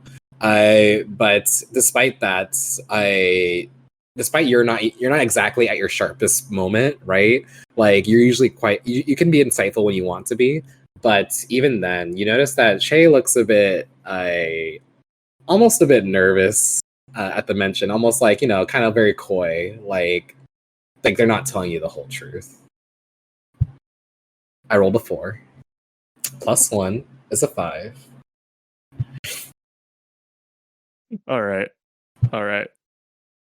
Hey, like, okay. Yeah, it's not saying the whole truth. Hey. It's kind of like hand on their shoulder. It's okay. You owe them money? No, I don't know what you mean, sir. Listen. You've been a great kid. I'm not a kid. Right, we talked about this. If you need any help at all when we get back, just let me know, all right? If these guys if this fella Wreathen Fire, and apparently I forgot him, is bugging you in any way. I don't. You've helped me more than you know, sir, but no, it's not that. There's no one I know Wreathen Fire. Right. No, it was probably a metaphor. What was the thing Atropos said? Eidolons be like that shit. That is what she said. She's really funny.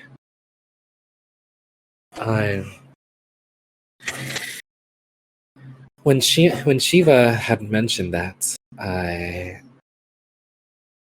don't know why, but I felt nervous for some reason.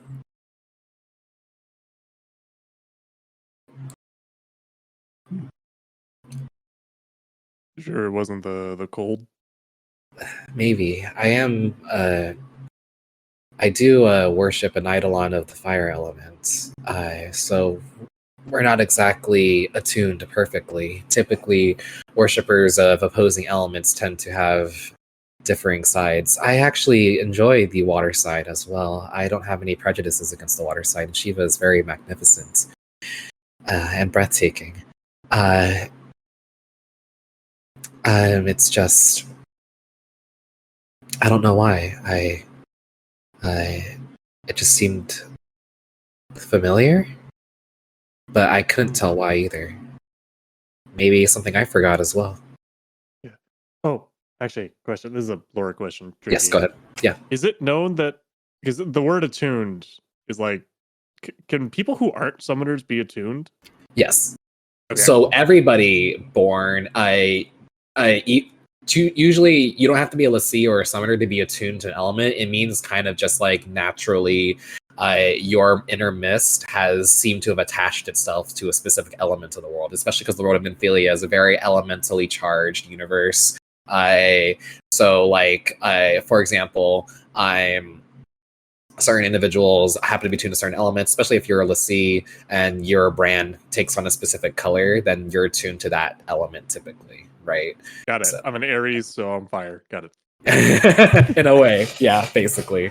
Especially with the with certain aspects. So Sorry, I looked at my horoscope and it said I'm a pig I bottom. thought you said so. I looked at my Hori and yeah. I meant that about me, but I forgot. Yeah, the captain's also an Aries. Yeah, I think the captain is an Aries, which is really funny. They Aries, new pronoun. But yeah,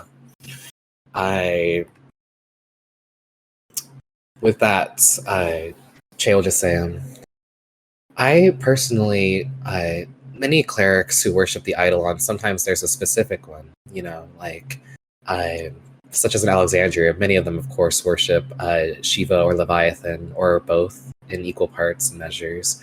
In Lindblum, many of them worship Ifrits, but I myself specifically just worship all the fire eidolons. I find them all to be very captivating. I guess you could say I'm a moth to the flame, truly. But I really respect all of them. I find them all to be very fascinating and very admirable. And have you met any of them? Like you've met Shiva? A long time ago, when I was young. I didn't, not in a similar sense. I had witnessed a commune of an elder cleric with the what is his name? Let me check my own lore document. Sorry, y'all, I don't have my own lore memorized at the top of my head. It's not like I have a whole ass.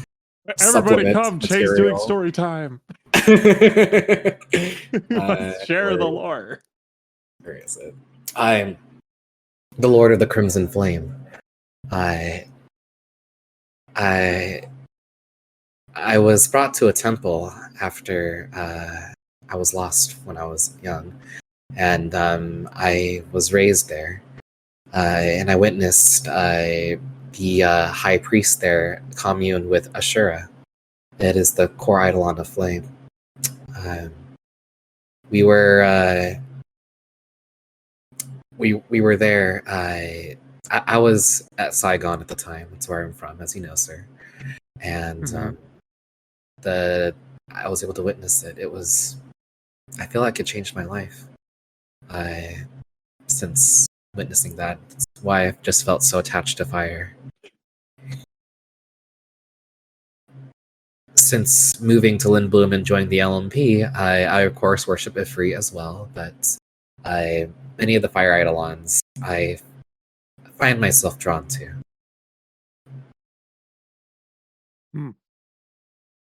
It's quite a story, and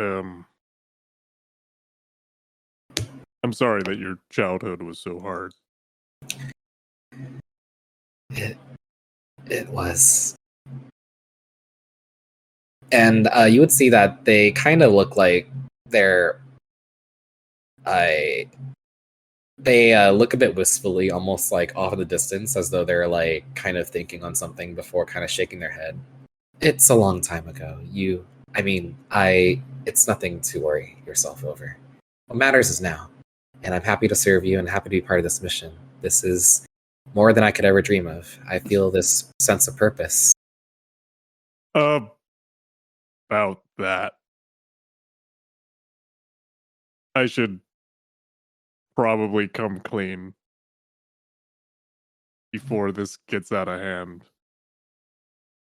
What do you mean, sir? Che, we're not on a special mission. I'm confused. I went AWOL. Sir? You mean... Did you mean you... But you had told me in Lindblum. What does this have to do with the wall? I'm confused. No, they would know that. I thought you were on a secret mission, which is why you had to be as covert as possible to commune with another nation. That was a lie because you kind of caught me in the act. And I really did not want to have to kill you. That would have been very disturbing and unfortunate, and I am glad you did not, sir.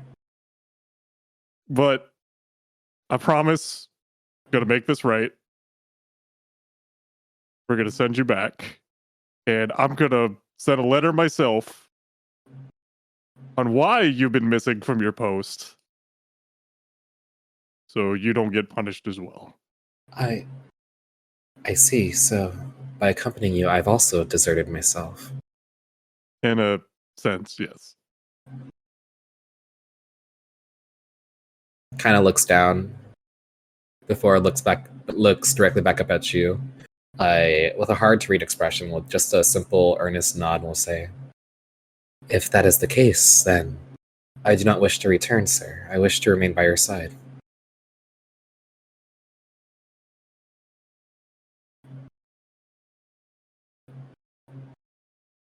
Do you really mean that?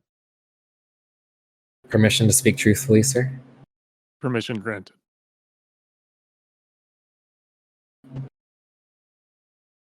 If I am not serving under you, then being part of the LMP would be for nothing. If you are not there, then I have no reason to be there. You are the only reason why I enlisted. I have always dreamed to work alongside you. I admire you greatly for everything that you've done in service of not just Lindblum, but for Minfilia since the beginning of your career. You're an incredibly accomplished soldier. And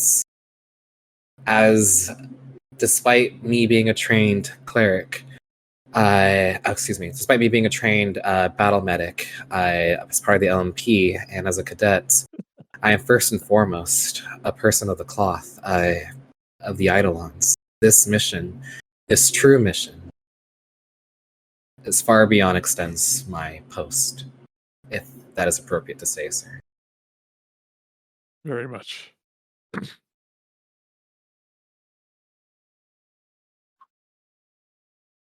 In doing so, I'm more than happy to shed any rank, so long as I can continue to assist you. And my statement still stands, as I will wish to serve you for as long as I can as part of this mission. You do this old man much more than he deserves. But I'm glad to have you. And I you, sir. He's about to try to do a salute, but instead realizes, I guess I'm technically not the military anymore. It just offers her a handshake. They will extend their hand and give you a handshake as well and say, this feels kind of weird. Yeah, from now, I guess I say we're kind of equals. Itzy is like, when you say that, they kind of blush a bit, and they'll just say, I'll have to get used to that. Does that mean may I call you by your first name then?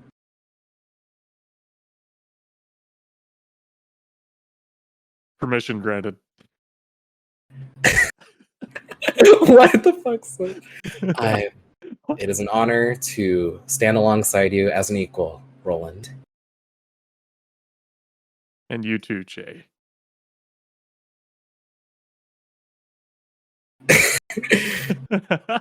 Well, they kind of clear their throat. I suppose I'll have to look into when we return to Alexandria. Perhaps we'll have to stop wearing our military garb. I'll look into something, perhaps, maybe that'll suit both of us. Yeah, it probably was a mistake to keep this on for so long. But they haven't sent anybody after us so far. Right, which is suspicious. Maybe we could perhaps speak with the Queen or General Beatrix or General Maximilianus. I believe that's the Cobalt Blades in Alexandria. They might have some people stationed at Lindblum. I know they tend to have undercover knights posing as civilians all throughout Caligo to maintain the peace. Perhaps that might be a good idea. But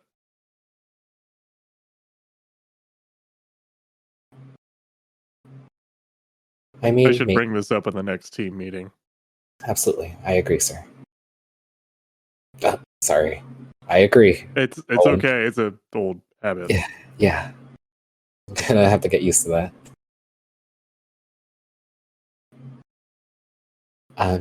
Well, So, do you want to grab dinner or something? Sure.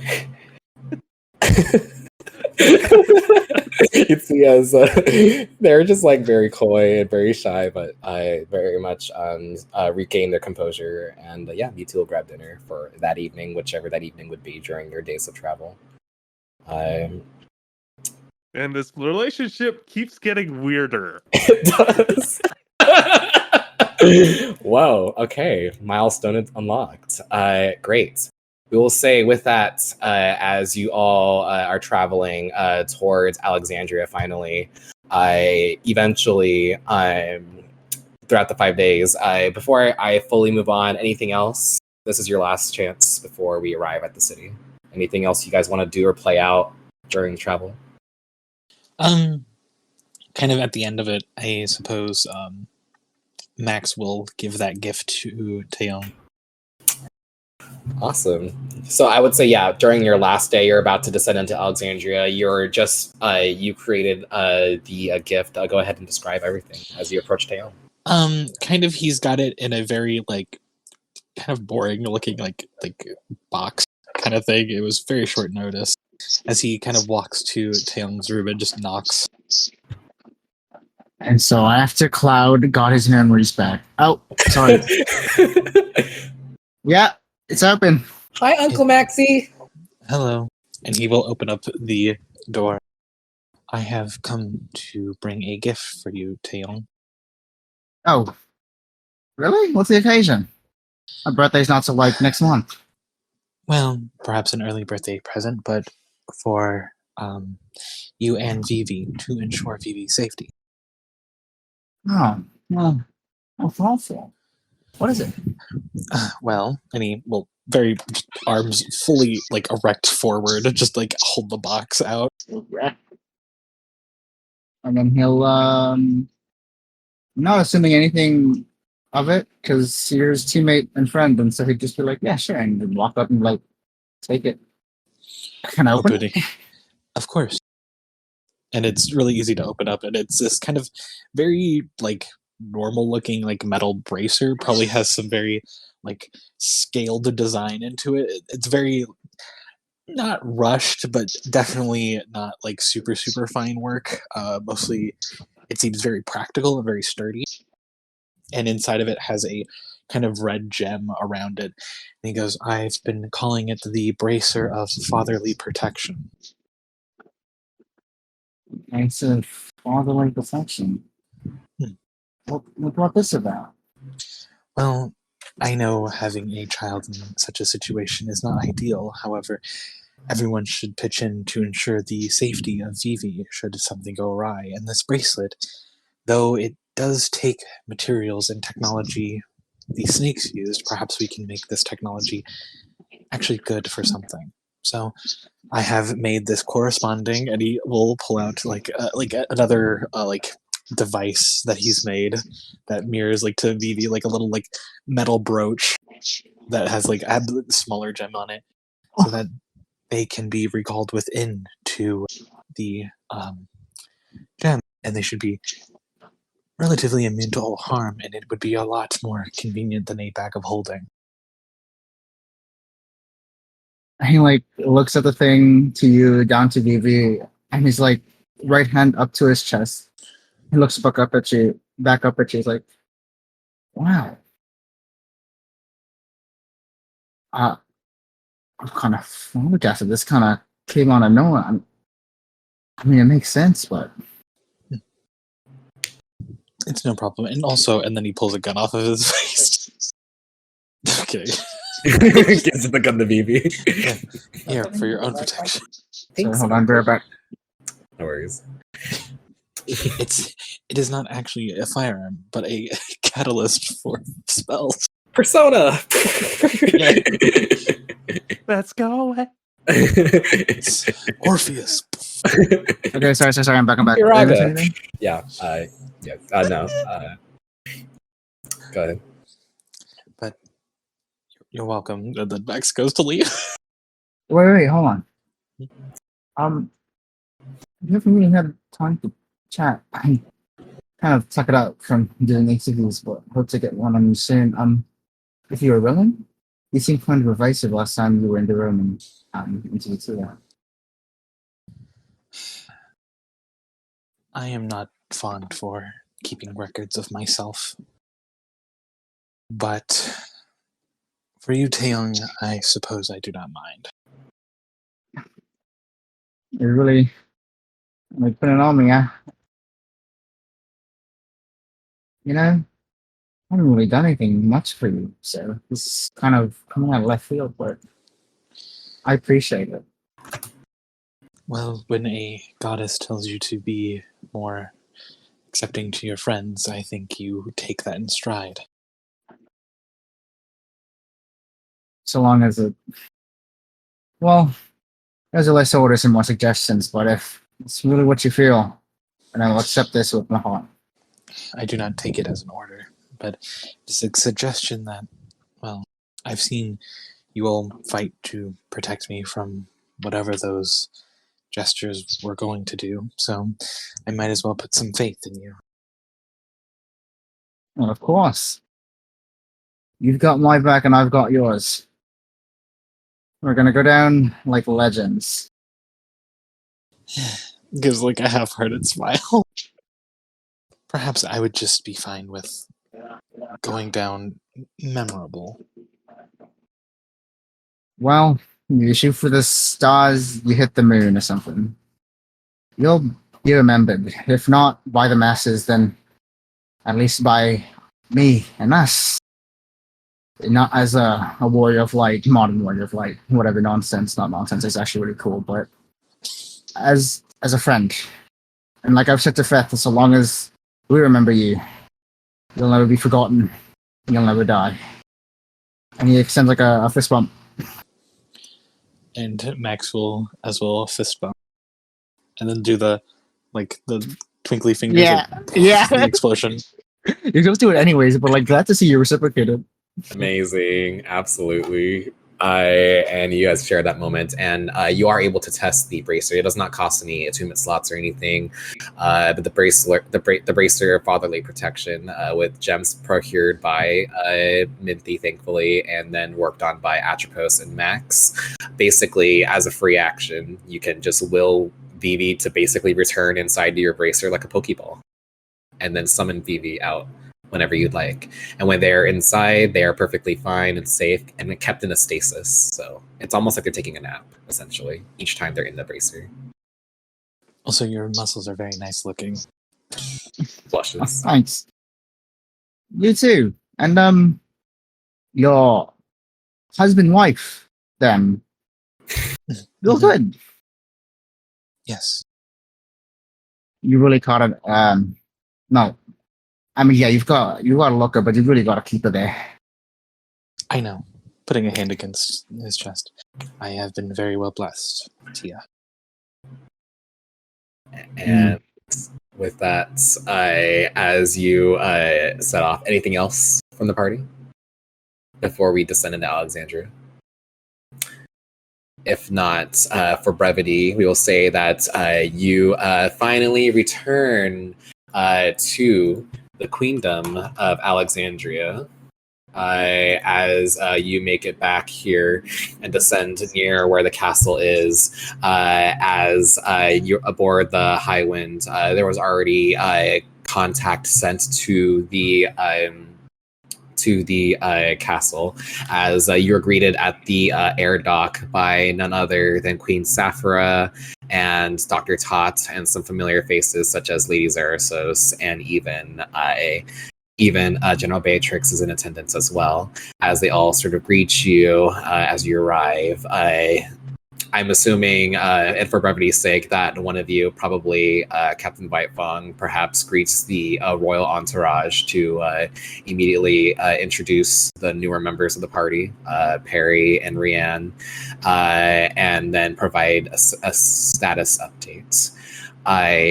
It is then communicated to you all that there are arrangements set in place for the visit to the Temple of Iathan as requested through Atropos, communicated earlier, and that can be arranged for the following day. But for now, all of you are given a very welcome and deserved rest and another place to stay at the castle. As Perry, you're sort of introduced to all of this. You know, I don't believe, Perry, you yourself has ever been to a castle or a royal sort of setting, even in the Fey March. So this is definitely probably a new experience for you, but feel free to correct me if I'm wrong, Megan, if you're there. I think it just depends on who attended the parties, because that's true. That's true. You've been to the parties, but you don't think you've been to like their houses. You know what I mean? Like you've probably never been to like Fey or royal places, but you wilded out though where you were at. So, so at that point, Queen Saphira, who let me just go ahead and she very joyously welcomes you all back to Alexandria, and also is very much and Tia, would you say that you're in Tia form this whole time, or do you expose yourself in Rev form during this time with the Alexandrian dignitaries? I think they would stick with Tiatanon. For now? Okay. Gotcha. And I think you see Queen Saphira would speak very comfortably with Rianne in Primordial and discuss, appreciating her safety and discussing with her, as Rianne also is excited to be able to meet with Leviathan herself. As all of you are invited to have a very sort of warm, extravagant feast for dinner, fit for heroes, essentially, who saved Dali. You receive news that by this time, the village of Dali have already been relocated back to their village. They're regaining a sense of normal, and that Mayor Bao's son, Chapu, has made a full recovery, and so far it's almost as though the village is working together to forget this nightmare. And they continuously thank you all, calling you all several names, from Crystal Guardians, from like Guardians of the Elements, the modern day Warriors of Light, all these like heroic, majestic names, and whatnot, due to your deeds, and remembering what you've done for them, and that they won't forget that, as many, of course, are curious about your activities as well. Especially in Treno, considering a ship had come in, and even like Dawn Charity themselves kind of personally went to see you all. So lots of hot goss around already spreading about many individuals in the party currently. But during the dinner, you also receive a very generous payment as well. It's the least that the Queendom could do for everything that you've done so far, just from saving the Queen, saving a summoner, and saving a whole village of people who were victims of a shady organization. So I'll go ahead and put that in the loot later, and you will receive your payment for completing this quest. As you are preparing yourselves for your next destination, which is the visit to the Temple of Leviathan. But before then, all of you will then be given a chance of respite and relaxation, and perhaps to reconvene and discuss your next steps prior to seeing the literal Queen of the Eidolons, the Tide Mother herself. And maybe perhaps another sort of a quick stop at Jean's to spend your newly acquired gold. And with that, we will end tonight's session. Y'all really have me crying in the club on 3 separate occasions. What the fuck?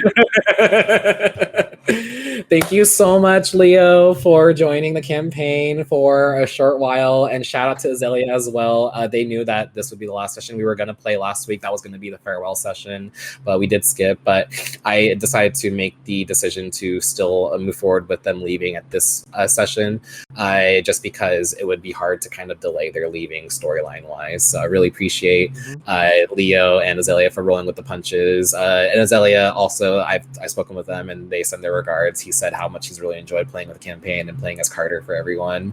And Leo, if you want to say anything, yeah, it was a lot of fun. I'm glad you all put up with Feth's nonsense for as long as you did. He was so cute. We love insight. Okay. But with that, yes, that is unfortunately for now that'll be the last we will see of Detective Carter and of Feth. So thank you guys so much for playing tonight. I'm happy we're able to get together, and thank you so much, Leo, again for gifting us with Feth. They were so much fun to have in this wild party. Mm-hmm. Shout out to Max. It was a lot of fun. Yep, shout out to Max. That was cute. Lots of really great role playing this session, you guys. I adored every moment of that, and I can't wait for you all to like. It's funny seeing you guys all kind of like opening up to each other. So I can't wait for the next like team meeting where all of you are like, okay, guys, so here's our shared trauma. Time to trauma dump on each other. Yeah. So this happened. Sorry for trauma dumping, but I'm kind of a war criminal. Sorry for trauma dumping, but I'm kind of a Giga Chad.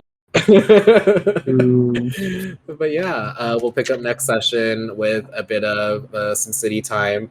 I'll post the gold in the party funds and the loot, and then you guys can decide how you want to divide that. And then preemptively, if you guys want to come up with like shopping items, that way we can kind of speed through that as well and not take too much time on that. We can discuss that in your chats for next Friday.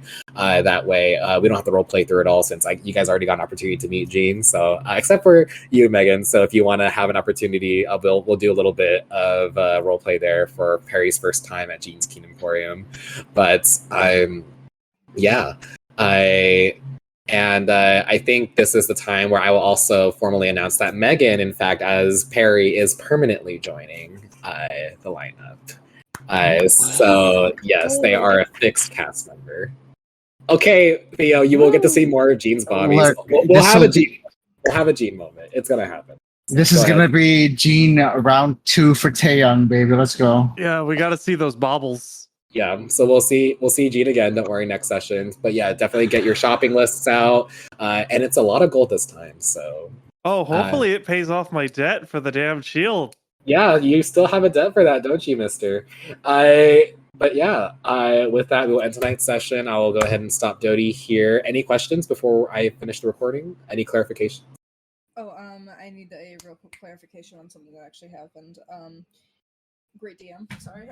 Shut the fuck up. Okay. Anyways. Yeah, can we get a clarification? I want some affirmations. Any truers in the chat? True. Anyways, I love you guys so much. This is a really fun campaign, and I'm really happy with all the role playing we did. This session was very sweet. And the Feth farewells. Leo, you didn't have to hurt us that badly. That was too good. I really felt that. I was just like, what's going on? Not Leo having planned goodbyes with everybody. Hello. It's alright, y'all. They had adopted you again, and now they lost another kid. To be fair, that wasn't planned, but I think it all worked out. So it's alright. Feth is immortal now, guys. I can't wait for us to in your journey. You just come across a corpse, and I just describe it as Feth. And you're just like, I'm like. And Feth left the party and tragically died the next day as he tried to jump off the airship. It was that Vermilion raccoon again. I mean, it would make a great one of those like illusion fear things. Yeah. But yeah, thank you guys so much, and we'll end tonight's session there. Awesome. My dirt-eating brother.